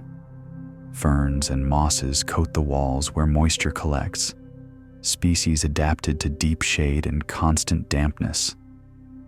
The temperature within the stone door remains cooler than the surrounding plateau, the narrow opening preventing warm air from entering and cold air from escaping readily. Standing within the crevice, one can touch both walls simultaneously, stone pressing close, the sky reduced to a narrow ribbon overhead. The feature serves as passage through the plateau rim for those willing to navigate its narrow confines, a natural doorway from plateau top to gorge below, though the passage requires scrambling over boulders and squeezing through tight sections where the walls narrow further. iJam's Nature Center in Knoxville occupies former marble quarries where rock formations reveal the collision of continental plates 450 million years ago. The marble began as limestone deposited in ancient seas, then was metamorphosed, transformed by heat and pressure during mountain building when continents collided. The collision crumpled rock layers, creating enormous pressure and heat that recrystallized the limestone's calcite into marble, a denser, harder stone. The marble's value led to quarrying operations that continued for decades, excavating stone for building construction and decorative applications. These quarries exposed rock that would otherwise remain buried, creating artificial cliffs that display the marble's internal structure, swirling patterns of color where impurities concentrate, fractures filled with calcite veins, fold patterns recording the deformation that created the marble. When quarrying ceased, the pits gradually filled with water, creating lakes where none previously existed. These quarry lakes are unnaturally deep with vertical walls, their water chemistry affected by the surrounding marble, alkaline, clear, supporting limited biological communities compared to natural lakes. The quarry landscape remains artificial, geometric pit walls contrasting with natural topography, yet nature slowly reclaims it. Trees establish on benches, their roots probing fractures, plants colonize ledges, birds nest on artificial cliffs that serve as well as natural ones. Timsford Lake contains over 250 miles of shoreline, despite covering only 10,700 acres, its complex shape following dozens of drowned tributary valleys.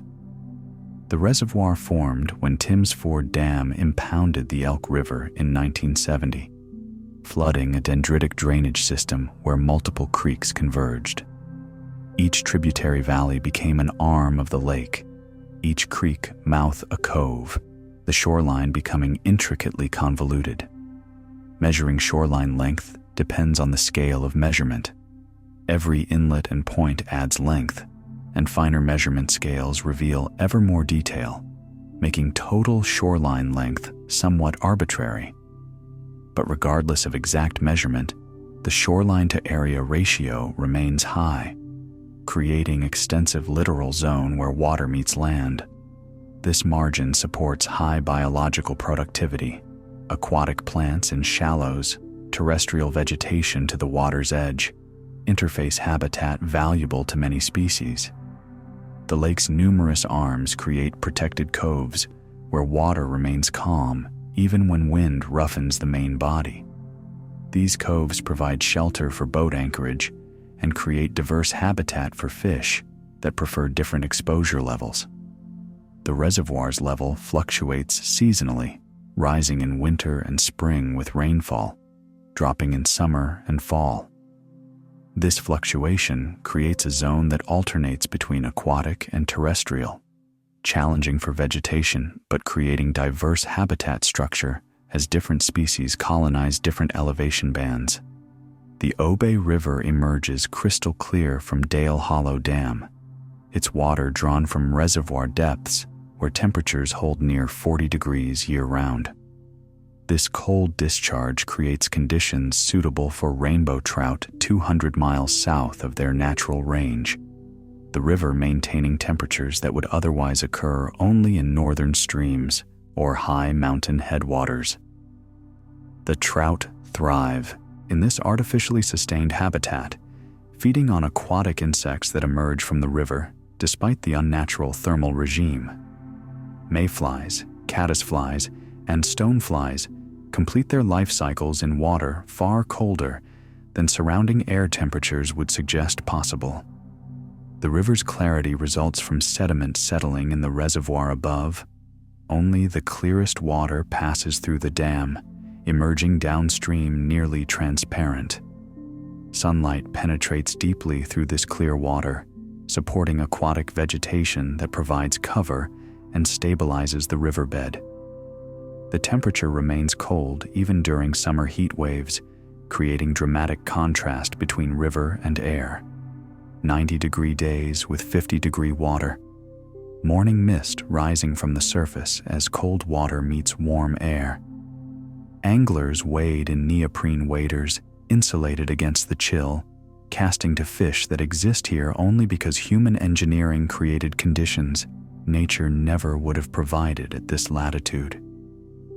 The river below the dam runs swift over gravel and cobble, substrate too coarse for much sediment accumulation, the current maintaining itself clear and cold for miles before gradually warming and mixing with tributary inflow. Bald River Falls drops 90 feet in the Cherokee National Forest, fed by a watershed so protected that water quality rivals mountain spring sources. The falls cascade over resistant bedrock, water-polished stone smooth over millennia of flow. The watershed above the falls remains largely undisturbed. Old-growth forest covers the slopes, no roads penetrate the headwaters, human impact remains minimal. This protection shows in water clarity and chemistry. The stream runs clear, even after rain that would turn disturbed watersheds turbid. The water contains minimal sediment or pollutants. Chemistry reflects only natural processes of rock weathering and organic decomposition. The forest intercepts rainfall, preventing erosive impact of drops hitting bare soil. Root systems stabilize slopes, preventing mass wasting. Fallen logs create steps in the stream channel, slowing water and allowing sediment to settle before reaching the falls. The result is water of exceptional purity tumbling over the falls, creating mist that disperses through the surrounding forest, moistening moss and fern, contributing to the lush vegetation that crowds every surface. The falls maintain consistent flow year-round, fed by springs that emerge from underground storage in the mountain above. During drought, when other streams dwindle to trickles, Bald River Falls continues flowing, testament to the vast underground reservoir it draws from. During spring snowmelt and summer storms, the falls roar with increased volume, but the water remains clear, the protected watershed releasing its excess without the sediment load that characterizes disturbed landscapes. Norris Lake spreads 800 miles of shoreline, including dozens of islands formed when ridgetops became isolated as the valley flooded in 1936. These islands represent the highest points in the pre-reservoir landscape, hilltops that stood tall enough to remain above water when the valley filled. What were once continuous ridges became broken chains of islands, passages of water flowing where previously only air separated one ridgetop from the next. The largest islands support forest communities that persist much as they did before inundation, though now surrounded by water rather than connected to mainland. Smaller islands, lacking sufficient area to maintain complete ecosystems, host simplified communities: trees but limited understory, birds but few mammals. The narrowest strips of remaining ridgeline appear and disappear with reservoir level fluctuations, sometimes islands, sometimes peninsulas, connected tenuously to larger landmasses. The islands create navigational complexity, channels winding between them, coves forming in their lee where wind protection allows calm water even when the main lake whitecaps.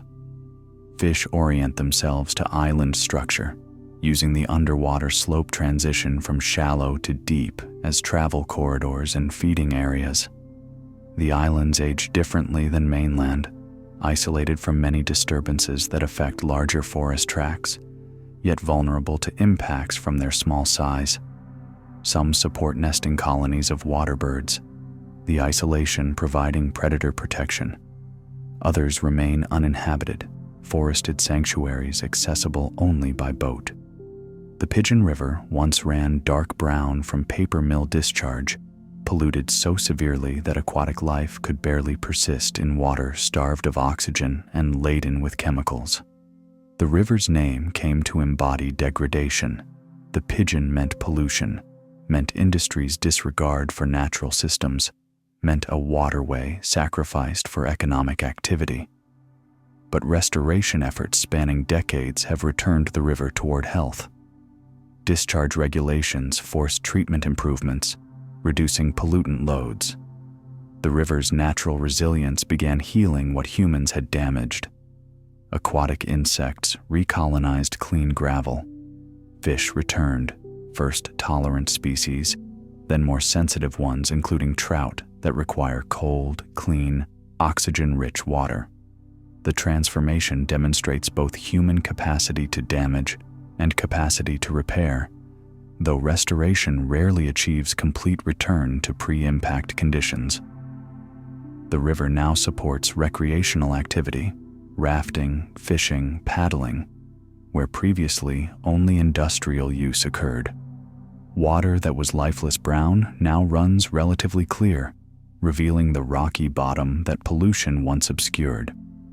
Trout populations remain modest, supported partly by stocking, their natural reproduction limited by lingering impacts and altered thermal regimes, but their presence represents dramatic improvement from decades past when no trout could survive. The recovery continues, the river slowly reclaiming its ecological function, demonstrating that patience and effort can partially reverse even severe degradation, though preventing damage proves far easier than repairing it. Window Cliffs State Natural Area features a 100-foot limestone bluff with a natural window opening 30 feet high and 20 feet wide, formed when a section of the cliff face collapsed, leaving an arch that frames the landscape beyond. The window creates a portal effect. Standing before it, one sees the world beyond the cliff framed in stone. Distant ridges visible through the opening like a living photograph. The formation process involved water-dissolving limestone along a vertical fracture zone, weakening the rock until a section fell away. The window persists because the remaining rock around the opening retains sufficient strength to support itself across the span. Weathering continues. Water seeps through joints, freezing expands, cracks slightly each winter. Eventually, the window will widen until the remaining rock can no longer support its weight, and the arch will collapse. But for now, it stands, a frame of stone offering vistas across valleys, a natural sculpture that required millennia to create. The cliff face supports ecosystems in miniature. Ferns grow from cracks where moisture collects, mosses coat surfaces in perpetual shade, lichens colonize exposed rock. Birds nest on ledges protected by overhangs. The cliff's height creates microclimates, cool at the base where sun reaches briefly, warmer on exposed upper surfaces, perpetually shaded in deep recesses. The window itself creates airflow patterns, wind channeling through the opening, creating currents that birds ride effortlessly. Cherokee Lake stretches 54 miles behind its dam, but remains relatively shallow with average depths of 50 feet, creating ideal conditions for extensive aquatic plant growth. The shallow depth allows sunlight to penetrate to the bottom across much of the lake's area, supporting photosynthesis by rooted aquatic plants. These plants, submergent species like pondweeds and coontail, emergent species like cattails in the shallowest margins, create underwater forests that provide structure in otherwise featureless lake bottom. Fish find cover among the stems. Young fish, especially benefiting from the protection vegetation, provides against predators. Invertebrates colonize plant surfaces, creating food sources that concentrate where vegetation grows. The plants affect water chemistry and temperature. Photosynthesis produces oxygen during daylight. Respiration consumes it at night, creating daily cycles. Dense vegetation dampens wave action, protecting shorelines from erosion. But excessive plant growth can impede navigation and recreation, choking channels, fouling propellers, creating dense mats at the surface. The balance between beneficial habitat structure and problematic overgrowth shifts with nutrient levels, light availability, and growing season length.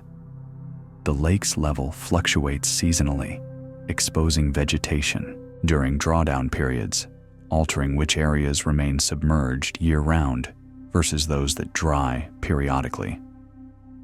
This fluctuation prevents some terrestrial plants from establishing at the shoreline while creating opportunities for wetland species that tolerate variable water levels. The Collins River flows through virgin stands of eastern hemlock, some specimens measuring over 5 feet in diameter and predating the Revolutionary War.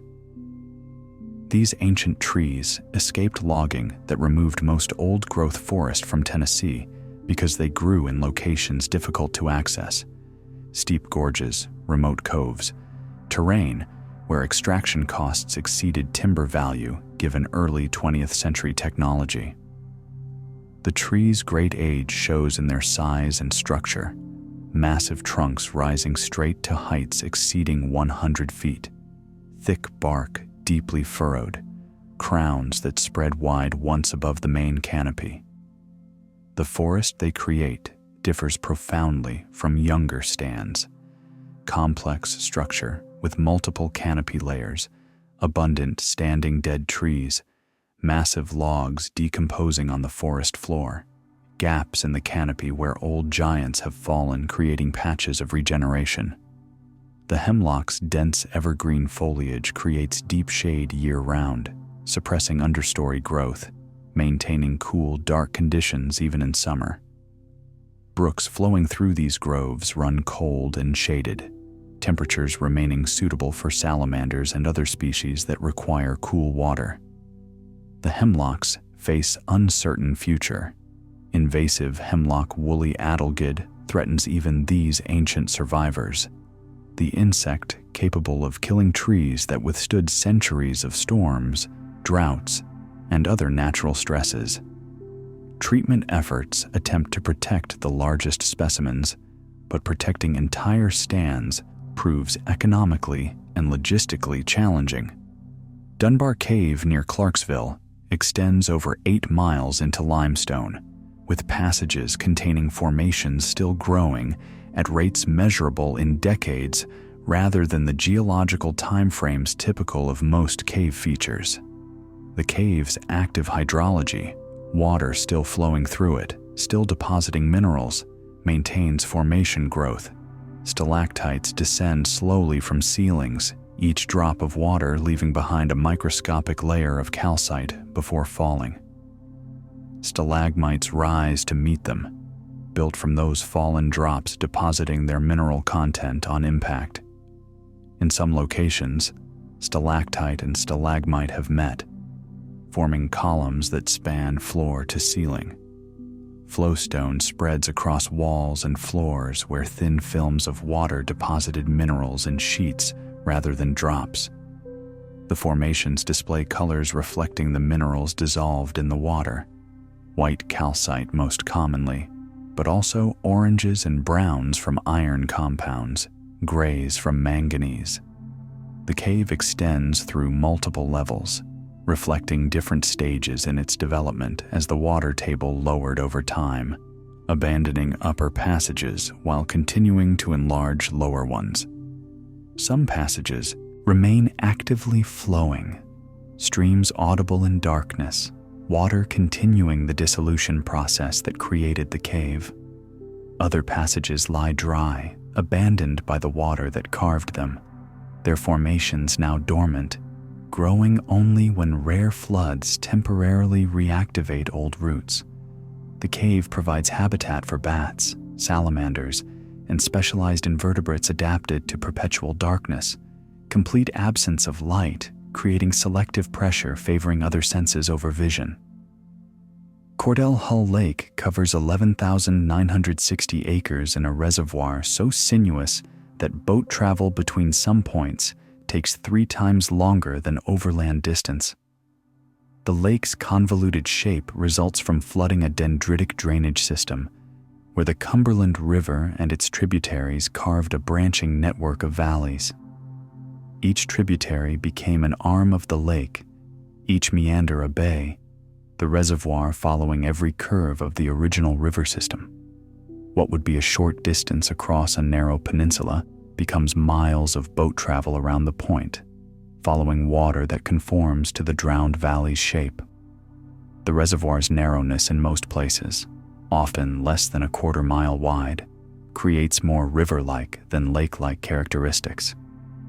Current remains detectable in the upper reaches, especially during high inflow periods. The narrow configuration means wind affects the lake differently than broader reservoirs. Waves remain smaller due to limited fetch, but wind can create strong currents in narrow sections.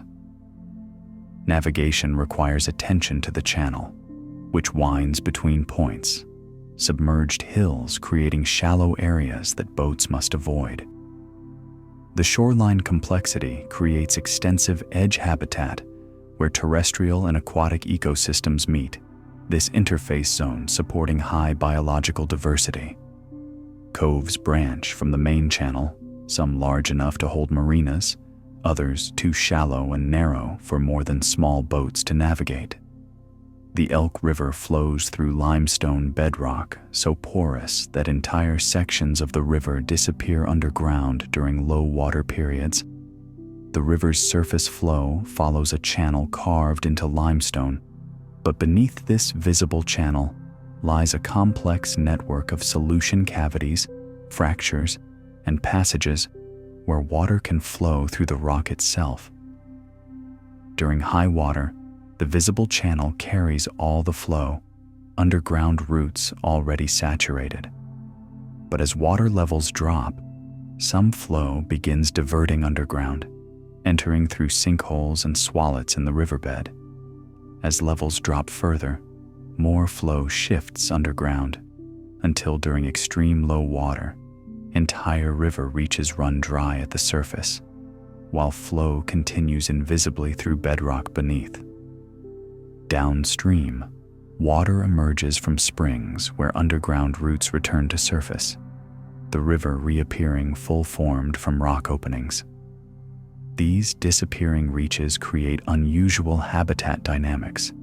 Fish must retreat to pools that maintain water, concentrated in refuge areas, while long stretches of riverbed lie exposed. Aquatic insects likewise survive in remaining pools or in moist gravel, waiting for flow to resume. The phenomenon demonstrates karst hydrology, where surface and underground drainage interpenetrate, water choosing routes based on hydraulic efficiency rather than remaining loyal to surface channels. The underground flow continues even when the surface river disappears, maintaining discharge at downstream springs, though the water's journey through darkness delays its arrival compared to surface flow. Meeman-Shelby Forest State Park protects bottomland hardwoods in the Mississippi floodplain, where water levels can fluctuate 40 feet between flood and drought. This extreme fluctuation reflects the Mississippi's seasonal pattern and the floodplain's function as overflow storage during high water. During spring floods, water spreads across the bottomland, inundating forests that may remain dry most years. The floods can rise rapidly, several feet per day during major events, transforming the landscape from forest to shallow lake in days. Trees stand in water that may reach partway up their trunks, their root systems submerged but adapted to tolerate temporary inundation. The floods bring nutrients and sediment, depositing rich layers that build soil over time, creating the fertile bottomland soils that make these areas productive when dry. As floodwaters recede, they leave behind standing water in low spots, oxbow lakes, sloughs, temporary pools. These features persist through summer, gradually evaporating or seeping into ground, providing habitat for fish and amphibians that colonize them during floods. By late summer, the same areas that were lakes may be dry enough to walk across, the soil cracked and hard. Trees in this environment must tolerate both inundation and drought, adaptations allowing survival through extremes. Overcup oak, water hickory, and bald cypress all thrive here, species whose physiology accommodates flooding while remaining competitive during dry periods. Lost Creek State. Natural area features underground streams that emerge briefly at cave openings before disappearing again through sinkholes downstream. The creek's course alternates between visible and invisible, surfacing where cave roofs collapsed or where underground passages reach bedrock layers that force water to surface, then vanishing where fractures and solution cavities in limestone bedrock provide underground routes.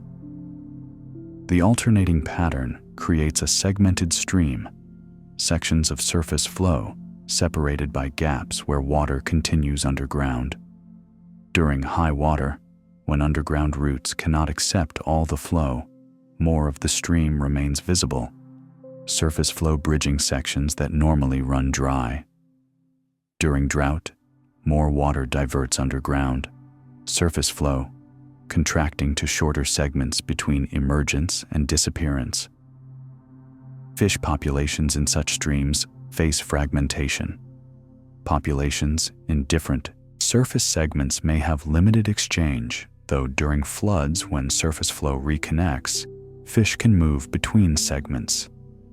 The creek's temperature remains relatively constant year-round, buffered by underground flow through rock that maintains stable temperature.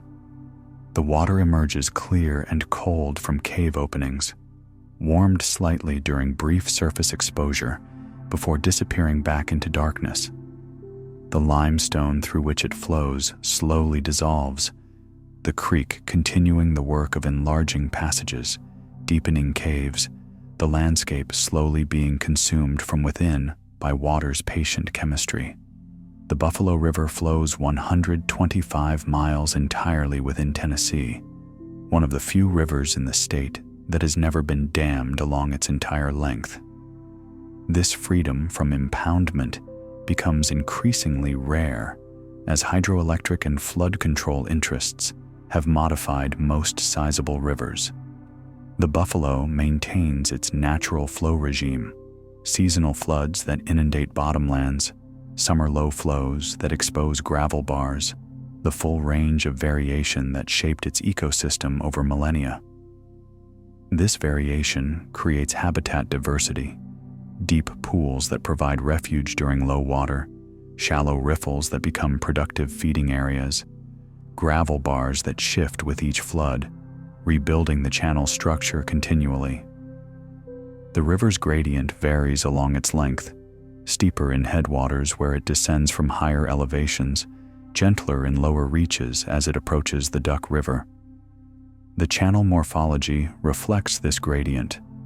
Boulder gardens and small cascades in steep sections, meandering curves with alternating pools and riffles in moderate gradient reaches. Slower flow through accumulated sediment in the gentlest sections. The river supports diverse aquatic communities, including species that require flowing water and cannot survive in reservoirs. Mussels anchor to the rocky bottom, fish migrate freely between spawning and feeding areas, and the natural flow regime maintains the processes that create and maintain habitat complexity.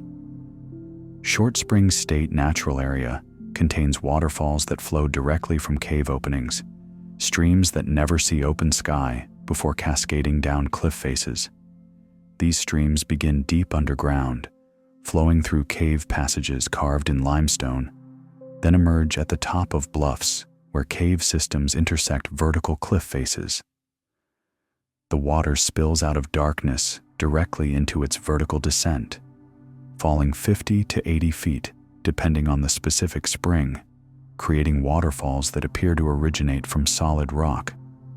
The constant flow from springs maintains these falls year-round, unlike surface-fed waterfalls that diminish during drought. The water emerges cold, temperature reflecting the stable underground environment rather than surface seasonal variation, and clear, filtered through countless pores in limestone bedrock. The cave systems that feed these falls extend far into the plateau. Behind the cliff faces, though most passages remain unexplored or accessible only to technical cavers. The spring's discharge varies with rainfall patterns, increasing weeks or months after precipitation as water percolates through the karst system. But the variation remains less dramatic than surface streams experience, the underground reservoir buffering rapid changes. Moss and ferns grow in the spray zones around these falls, perpetually watered by mist, creating hanging gardens on otherwise dry cliff faces. The falls create their own microclimates. Cool, moist air around the plunge pool, persistent spray zone, sound of falling water echoing from rock walls. Fort Loudoun Lake extends 61 miles with depths reaching 100 feet near the dam, flooding what was once Cherokee territory along the Little Tennessee River. The reservoir formed when Fort Loudoun Dam closed in 1943, impounding water that gradually flooded the valley. The lake's name recalls colonial-era Fort Loudoun, built in 1756. Itself eventually flooded when the reservoir rose. The lake drowned not just natural landscape, but also archaeological sites, historic structures, farmland worked for generations. Some sites were excavated before inundation, artifacts recovered and preserved. Others remain submerged, protected now by depth and silt accumulation from disturbance, but lost to direct study. The reservoir's lower reaches near the dam run deep enough to stratify strongly in summer, warm surface water above, cold depths below, limited mixing between zones. This stratification affects fish distribution, species selecting depth zones according to temperature preference and oxygen availability. The upper lake remains shallower and more riverine, current still detectable, sediment accumulating as the river slows entering the reservoir.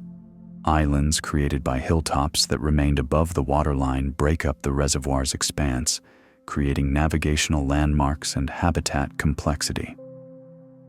The shoreline shows effects of water level fluctuation, a barren zone between high and low water marks, where vegetation struggles to establish, alternately drowned and exposed with seasonal and operational changes. The plateau escarpment creates a rainfall shadow where western-facing slopes receive 55 inches annually, while valleys 20 miles east receive only 45 inches.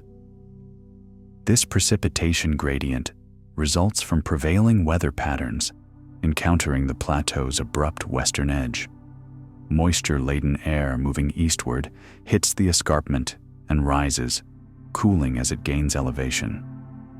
Cooler air holds less moisture, so water vapor condenses into clouds and falls as rain on the western slopes and plateau top. By the time air masses descend the eastern side, they've lost much of their moisture, creating a rain shadow in the valleys beyond. This pattern repeats with each passing weather system, the cumulative effect creating measurably different precipitation totals across relatively short distances. The vegetation responds to this gradient. Western slopes support more moisture-loving species. Eastern valleys favor drought-tolerant communities. The difference may seem modest, 10 inches annually, but over decades and centuries, this consistent pattern shapes forest composition, soil development, and stream flow characteristics. The escarpment itself affects local weather beyond just precipitation. It channels winds, creates updrafts, influences fog formation. Morning fog often forms in valleys and is lifted by updrafts along the escarpment face, creating a river of mist flowing upward along the cliff. The plateau top may bask in sunshine while valleys below remain shrouded, or vice versa, the escarpment creating a boundary between distinct weather zones. Abrams Falls in the Smokies drops only 20 feet but moves such enormous water volume that its thundering can be heard a quarter-mile away through dense forest. The fall's power comes not from height, but from discharge. The stream draining a large watershed concentrates its flow through a narrow opening, creating turbulence and sound disproportionate to the modest vertical drop. The plunge pool at the fall's base churns white with aeration, water mixing with air so thoroughly that it appears more foam than liquid. The force sculpts the bedrock below, grinding away stone grain by grain, slowly deepening the pool, maintaining the vertical drop, even as the falls migrate infinitesimally upstream. During spring runoff, when snowmelt and rain swell the creek, the falls become genuinely dangerous. The volume increases dramatically, spray fills the air, the sound becomes deafening, and the current's power makes approach hazardous. During summer low flow, the falls diminish to a fraction of peak volume, but maintain impressive discharge compared to most Smoky Mountain streams. The watershed above the falls remains largely forested, protecting water quality, regulating flow through infiltration and slow release from soil. The falls create a barrier to fish migration. Species below the falls cannot ascend, creating separate populations above and below, fish communities that diverged when the falls established their current form. Melton Hill Lake near Oak Ridge was created primarily for cooling water supply, its 44 miles of shoreline shaped by nuclear research facility needs, rather than flood control or power generation priorities.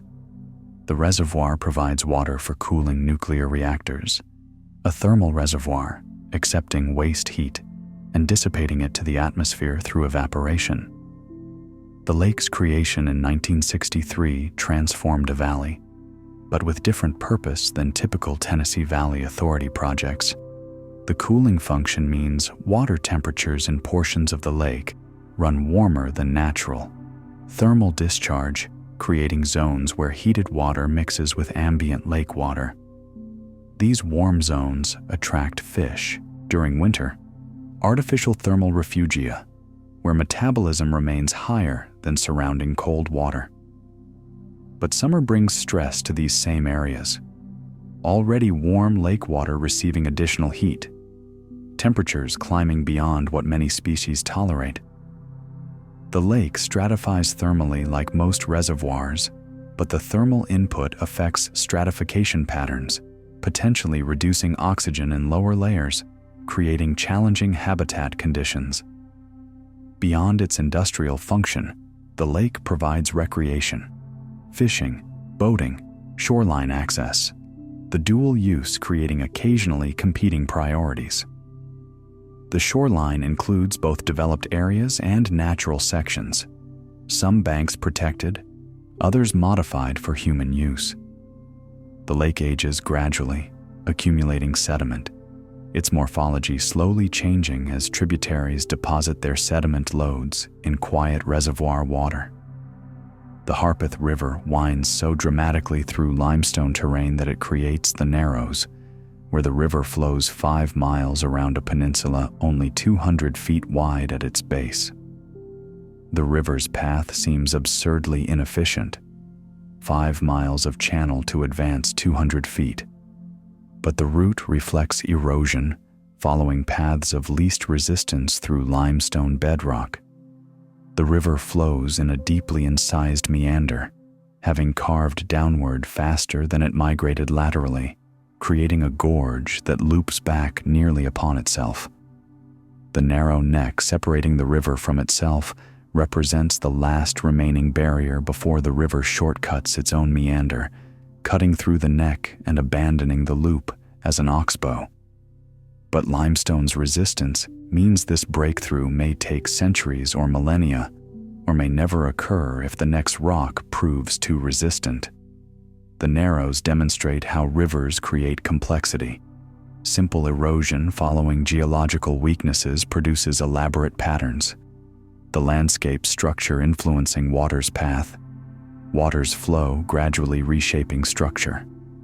Within the Narrows, the river flows quiet and deep, having expended its energy in upstream riffles, moving with deceptive calm through its convoluted course. The steep valley walls rise directly from the water, forested slopes climbing toward the peninsula's narrow crest. Someone standing at the next narrowest point can see the river on both sides, flowing in opposite directions, same water approaching from upstream and departing downstream, the loop creating this geographic peculiarity. Standing Stone State Park derives its name from an 8-foot-tall rock that stood for centuries as a boundary marker until it collapsed in the early 1900s. The stone served indigenous peoples as landmark. Its unusual vertical orientation and otherwise horizontal terrain, making it visible from distance, its position marking territorial boundaries or travel routes. Early European settlers continued using it as reference point, the stone becoming boundary marker for land claims and counties. Its collapse eliminated a landscape feature that had oriented travelers and defined territories for generations, though the location retained the name and significance. The stone's original position marked a transition zone, plateau edge, where Cumberland Plateau's sandstone caprock meets the valleys below, geological boundary that created the vertical stone through differential erosion of layered bedrock. The park preserves this transitional landscape where elevation changes create habitat diversity, plateau top vegetation differing from valley species within the park's boundaries. Sinkholes dot the landscape, evidence of karst processes where limestone beneath the surface slowly dissolves. Small caves provide shelter for wildlife and represent initial stages in the cave development process that creates Tennessee's extensive cave systems. The park's streams flow intermittently, sometimes vanishing underground during dry periods, flowing on the surface only when water tables rise sufficiently. This alternation between surface and subsurface flow characterizes limestone terrain, water choosing routes based on hydraulic efficiency rather than remaining loyal to surface channels. Douglas Lake covers 30,400 acres in a reservoir so shallow that old road beds remain visible during drawdown, revealing the drowned landscape beneath the impounded water. The reservoir was created by Douglas Dam in 1943, flooding the French Broad River Valley and its tributaries. The flooding inundated farmland, forests, small communities, an entire working landscape submerged. The reservoir's relatively shallow average depth means that during drawdown periods when water levels drop for dam maintenance or drought conditions, the underlying topography emerges. Foundations appear where homes once stood. Road grades become visible, gravel and pavement exposed after decades underwater. Old fence lines mark property boundaries that no longer have meaning. The emergence of these features reminds observers that reservoirs represent landscape transformation, not creation. Beneath the water lies geography shaped by different forces, modified by human use, now preserved in submersion. The drawdown exposes mud flats, where the lake bottom lies revealed, dried and cracking in sun and air. These periodic exposures prevent establishment of stable shoreline vegetation, creating barren zones between high and low water marks. Fish populations concentrate in remaining deep water during drawdown, becoming vulnerable to predation and harvest. The reservoir refills with seasonal rains and dam operations, the landscape disappearing again beneath rising water, visible only during the next drawdown cycle. Sycamore Creek flows through gorges where hemlock and rhododendron create tunnels so dense that snow rarely reaches the stream even during heavy winters. The evergreen foliage forms a canopy that intercepts precipitation, catching snow on leaves and branches where it gradually melts or sublimates, little reaching the ground below. The creek runs through a narrow gorge, the steep valley sides rising directly from the water, slopes so steep that trees lean over the stream, their crowns meeting overhead.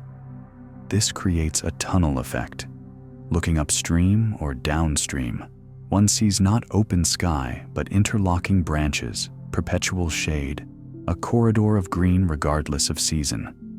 The hemlocks provide year-round cover, their dense foliage darkening the gorge even at midday.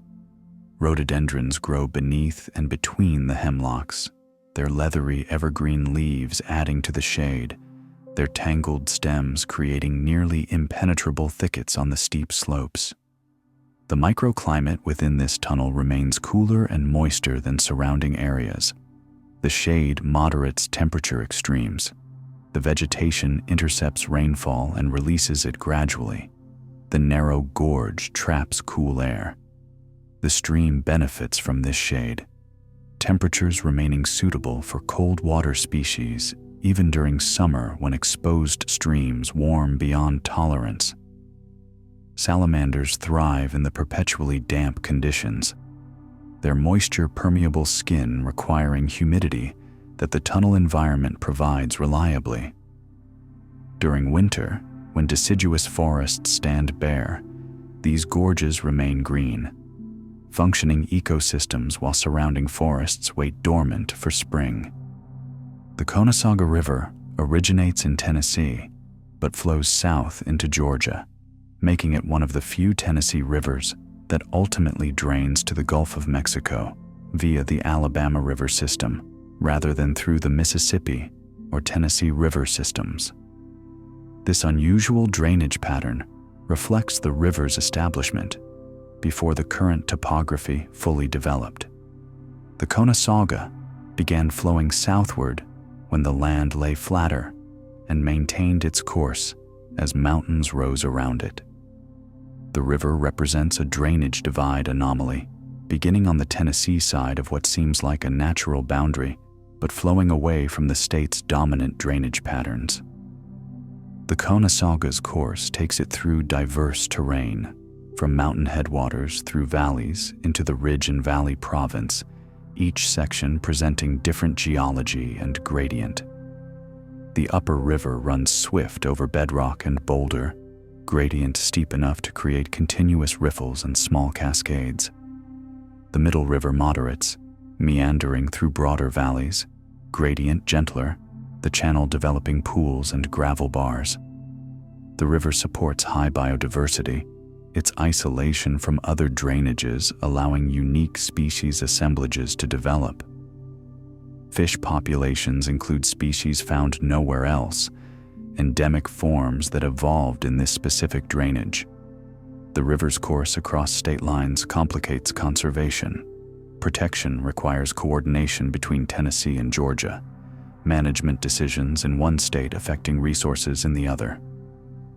Chickasaw State Park sits atop wind-deposited loess soils up to 60 feet thick, creating terrain. Unlike the bedrock-controlled topography of eastern Tennessee, these loess deposits originated during ice ages, when glaciers ground bedrock into fine sediment.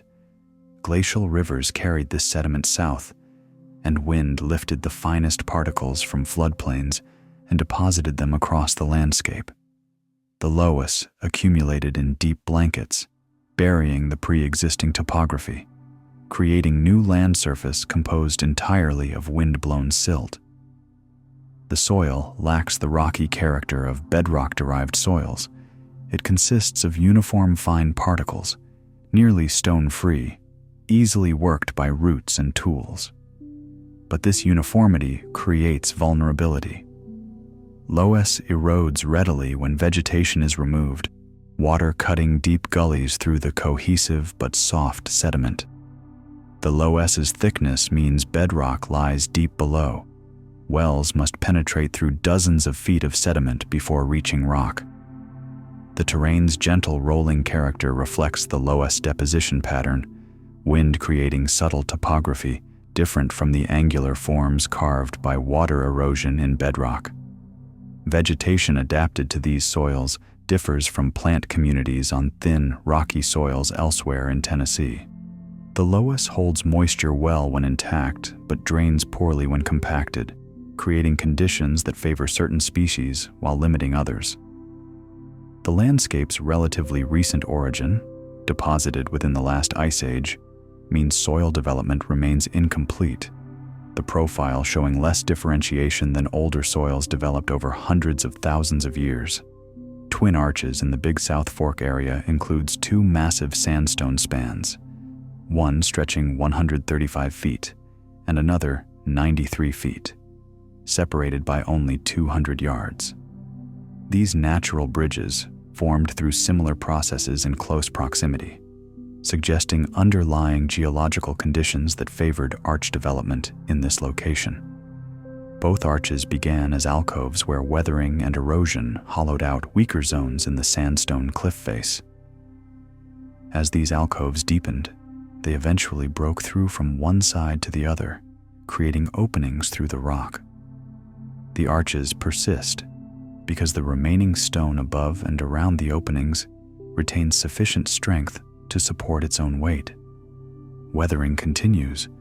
Water seeps through the sandstone. Freezing expands cracks. Roots probe joints. Eventually, the arches will widen until they cannot support themselves and collapse. But the process operates on geological timescales. The arch is likely to persist for millennia yet.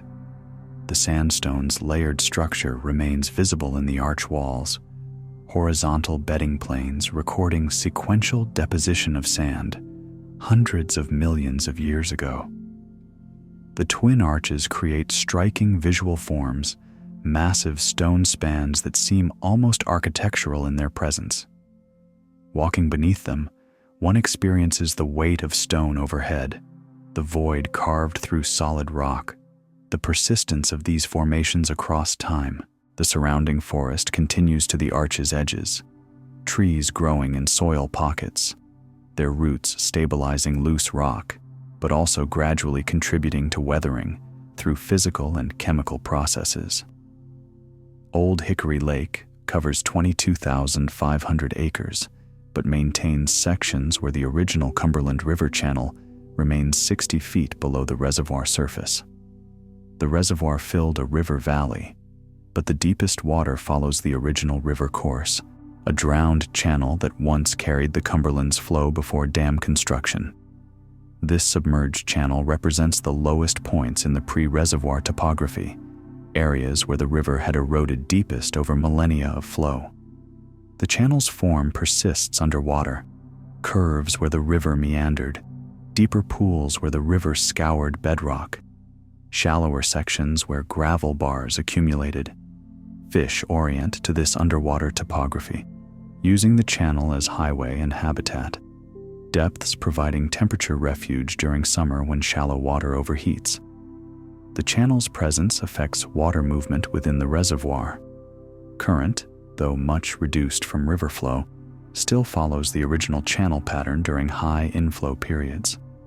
Sediment accumulates differently in the channel versus surrounding areas. Finer material settling in quiet water away from the channel, coarser material remaining in areas with persistent current. The channel gradually fills with sediment, decades and centuries of deposition slowly obscuring the original form, though the process operates far more slowly than it would in a natural river where flow continuously transports sediment downstream. Eventually, given enough time without major floods to redistribute sediment, the reservoir bottom will flatten as the channel fills, erasing the drowned topography beneath uniform accumulated sediment. Machine Falls drops 45 feet over layered sandstone in the Big South Fork, its name derived from the rhythmic sound created by water hitting successive ledges. The falls don't descend in a single vertical drop, but rather cascade down a staircase of horizontal sandstone layers, each layer creating a shelf that water strikes before continuing to the next level. The impact creates a rhythmic percussion, regular beats echoing from the gorge walls, the pattern suggesting mechanical regularity, hence the name. The rhythm changes with water level. During high flow, the falls roar continuously, individual impacts blurring into sustained thunder. During low flow, the rhythm becomes distinct, each drop audible separately, the tempo varying with the specific flow rate and drop configuration. The layered structure that creates this pattern reflects the sandstone's depositional origin. Sequential sand deposits laid down in ancient environments, each layer representing a distinct depositional event. Harder layers resistant to erosion create prominent shelves. Softer layers erode more readily, creating recesses. The differential erosion produces the stepped profile that characterizes these falls. Spray from falling water keeps surrounding rock faces wet, supporting moss and fern communities that coat every surface within reach of the mist. The constant moisture slowly weathers the sandstone, grain by grain, the falls contributing to their own gradual modification as erosion continues. The Hiwassee River Valley sits in a bowl surrounded by mountains rising 3,000 feet higher, creating thermal inversions that trap fog for days. Cold air, being denser than warm air, drains downslope at night, pooling in the valley bottom, displacing warmer air upward. This inversion prevents vertical mixing, cold air trapped below, warm air floating above, a stable stratification that persists until strong winds or daytime heating disrupts it. Fog forms when moisture in the cold valley air condenses, creating ground-level clouds that fill the basin.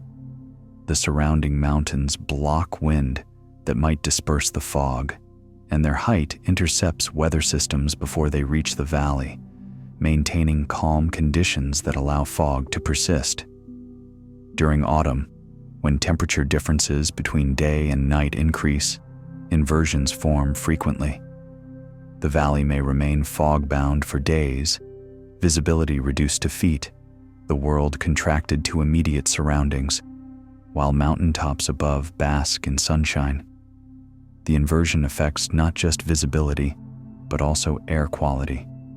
Pollutants emitted in the valley become trapped in the stagnant air, concentrations building until the inversion breaks. The phenomenon demonstrates how topography influences climate at local scales, valleys, and mountains, creating conditions quite different from regional patterns. The fog's persistence affects valley ecology. Plants adapted to these conditions thrive, while species requiring more consistent solar input struggle. Pickett State Park contains natural bridges formed when surface streams found easier paths through underground passages, leaving stone arches behind. The bridges began as surface streams flowing across limestone bedrock. As water carved downward, it encountered soluble rock and began dissolving passages underground. Eventually, underground routes became more hydraulically efficient than surface channels, larger diameter, steeper gradient, and captured the surface flow. The streams disappeared underground, leaving behind the abandoned surface channel as a dry passage, often with a remaining arch of rock spanning where the stream once flowed. These natural bridges differ from arches formed by other processes. They represent abandoned stream channels rather than alcoves that broke through, their formation intimately tied to the subsurface drainage network development. The bridges persist because the limestone retaining walls and arch remain strong enough to support themselves despite the void beneath. Weathering continues affecting them. Dissolution along joints, freeze-thaw expansion and fractures, root penetration and expansion. Some bridges show signs of stress, cracks, displaced blocks, spalling, evidence of ongoing processes that will eventually cause collapse. Walking across these bridges, one travels above darkness, limestone spanning underground voids where water flows invisible below.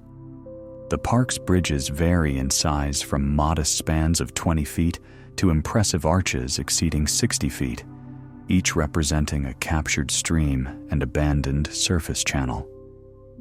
Chickamauga Creek flows 55 miles through Georgia and Tennessee, its name meaning River of Death in Cherokee, commemorating ancient battles fought along its banks long before European contact. The creek's path crosses both states, draining terrain on both sides of the border, its watershed representing a natural region that political boundaries divide arbitrarily. The creek's flow varies dramatically between seasons and storm events, raging torrents during spring floods, diminished to pools connected by trickles during summer drought. This variability characterizes southeastern streams, where precipitation falls unevenly through the year and where the watershed's geology provides limited buffering through groundwater storage. The creek carved a valley through mixed geology, limestone in some sections creating karst features, resistant rock elsewhere forcing the creek to maintain steep gradient. Riffles alternate with pools, the channel morphology adjusting to gradient and substrate, creating habitat diversity that supports varied aquatic communities. The creek's name carries weight of history, events from centuries past commemorated in the landscape itself, the water flowing on indifferent to human narratives, yet bearing their marks in its name. The creek joins the Tennessee River, contributing its flow to a much larger system, its waters eventually reaching the Gulf of Mexico via the Tennessee, Ohio, and Mississippi rivers, a journey of over 1,000 miles from these Tennessee headwaters to salt water. The Holston River's two forks, north and south, drain over 3,400 square miles before converging near Kingsport to form the main stem. These forks rise in separate mountain ranges, the North Fork beginning in Virginia, the South Fork in North Carolina, their watersheds encompassing vast area before the streams finally meet. Each fork develops distinct character before confluence, the North Fork flowing through broader valleys, the South Fork descending through steeper terrain. The convergence creates a substantial river, the combined flow of two major streams joining to create the Holston proper, which then flows westward to meet the French Broad River and form the Tennessee River. This drainage pattern reflects Appalachian topography, where parallel ridges and valleys channel water into elongate systems that eventually converge. The two forks drain different geology, contributing different water, chemistry, dissolved minerals reflecting bedrock composition in each watershed. During floods, the forks may crest at different times depending on where precipitation falls. The main Holston's flood peak timing, reflecting which tributary dominates at any moment. The extensive watershed means the Holston system drains diverse terrain, high mountain slopes, agricultural valleys, urban areas, forest, field, and town, all contributing runoff. Water quality reflects this diversity, the river carrying signature of all activities within its drainage area. Rainbow Falls near Gatlinburg cascades 80 feet over metamorphic rocks so hard that the falls have eroded less than 3 feet upstream in recorded history. The bedrock's resistance to erosion means the falls maintain their position and form across human timescales, changing only imperceptibly despite constant water flow. The metamorphic rock, formed when heat and pressure transformed original sedimentary layers into denser, harder stone, resists both physical and chemical weathering far more effectively than softer rocks. The falls result from this resistant layer creating a vertical drop, water plunging over the hard rock face into a plunge pool below. The pool deepens gradually through hydraulic action, falling water creating turbulence that grinds rock particles against bedrock, slowly drilling the basin deeper. But the hard rock yields reluctantly, the process advancing slowly even during high flow events. The fall's name comes from rainbows that form in their mist when sunlight strikes at proper angles, water droplets refracting light into spectrum, color arcing through spray. These rainbows appear and vanish as sun angle and viewer position change, temporary beauty arising from interaction of light and water. The falls flow year-round, fed by a watershed that captures reliable precipitation and releases it through springs and seeps that maintain base flow even during dry periods. During winter, ice formations build around the falls, spray freezing on contact with cold rock and vegetation, creating sculptures that grow and collapse with temperature fluctuations. Center Hill Lake's shoreline includes Big Bottom, where the Caney Fork River created a flat valley floor now submerged under 100 feet of water.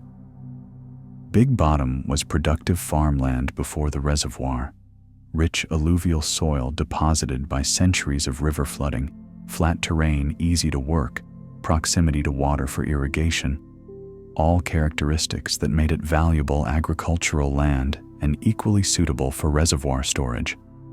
The bottom's flatness meant that relatively modest dam height could impound vast area, the valley floor becoming lakebed, gentle topography now lying deep underwater. The transformation from farmland to lake bottom occurred when Center Hill Dam closed in 1948, water rising over fields, forests, buildings, roads. The community that farmed Big Bottom dispersed, generations of accumulated. Local knowledge and relationship with that specific landscape ended when the water rose. Now, decades later, the original topography persists underwater, invisible from the surface, but present in depth readings and surveys.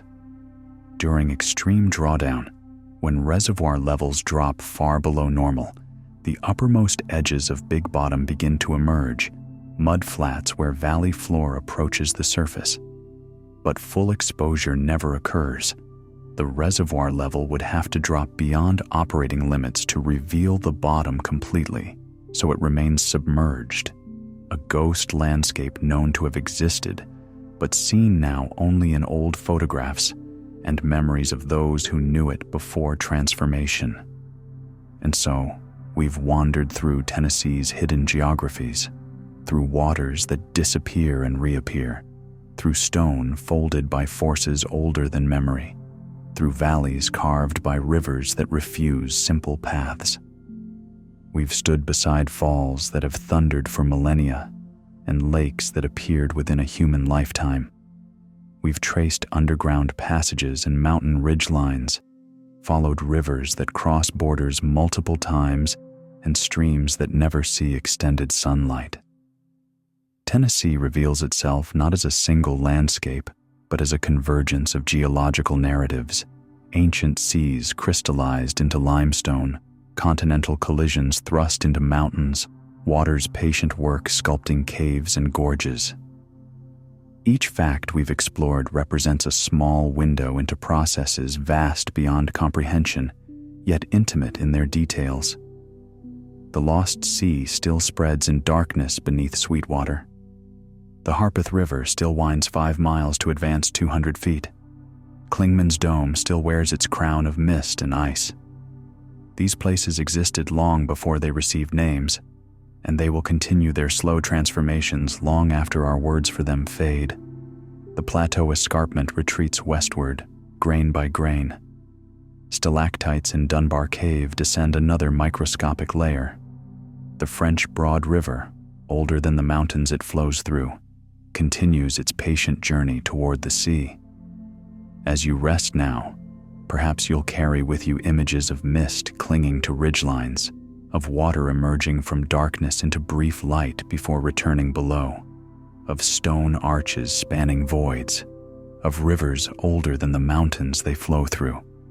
The land continues its slow transformations, indifferent to names and boundaries, shaped only by time, gravity, and water's endless patience. These geographies ask nothing of us but attention, and perhaps in moments of stillness, they offer something in return, a sense of time deeper than our own, of processes that operate beyond human scales, of a planet that breathes and shifts and endures. May your sleep be as deep as Tennessee's caves, as peaceful as its hidden valleys, as restful as ancient stone that has waited through epochs and will wait through epochs more. Good night.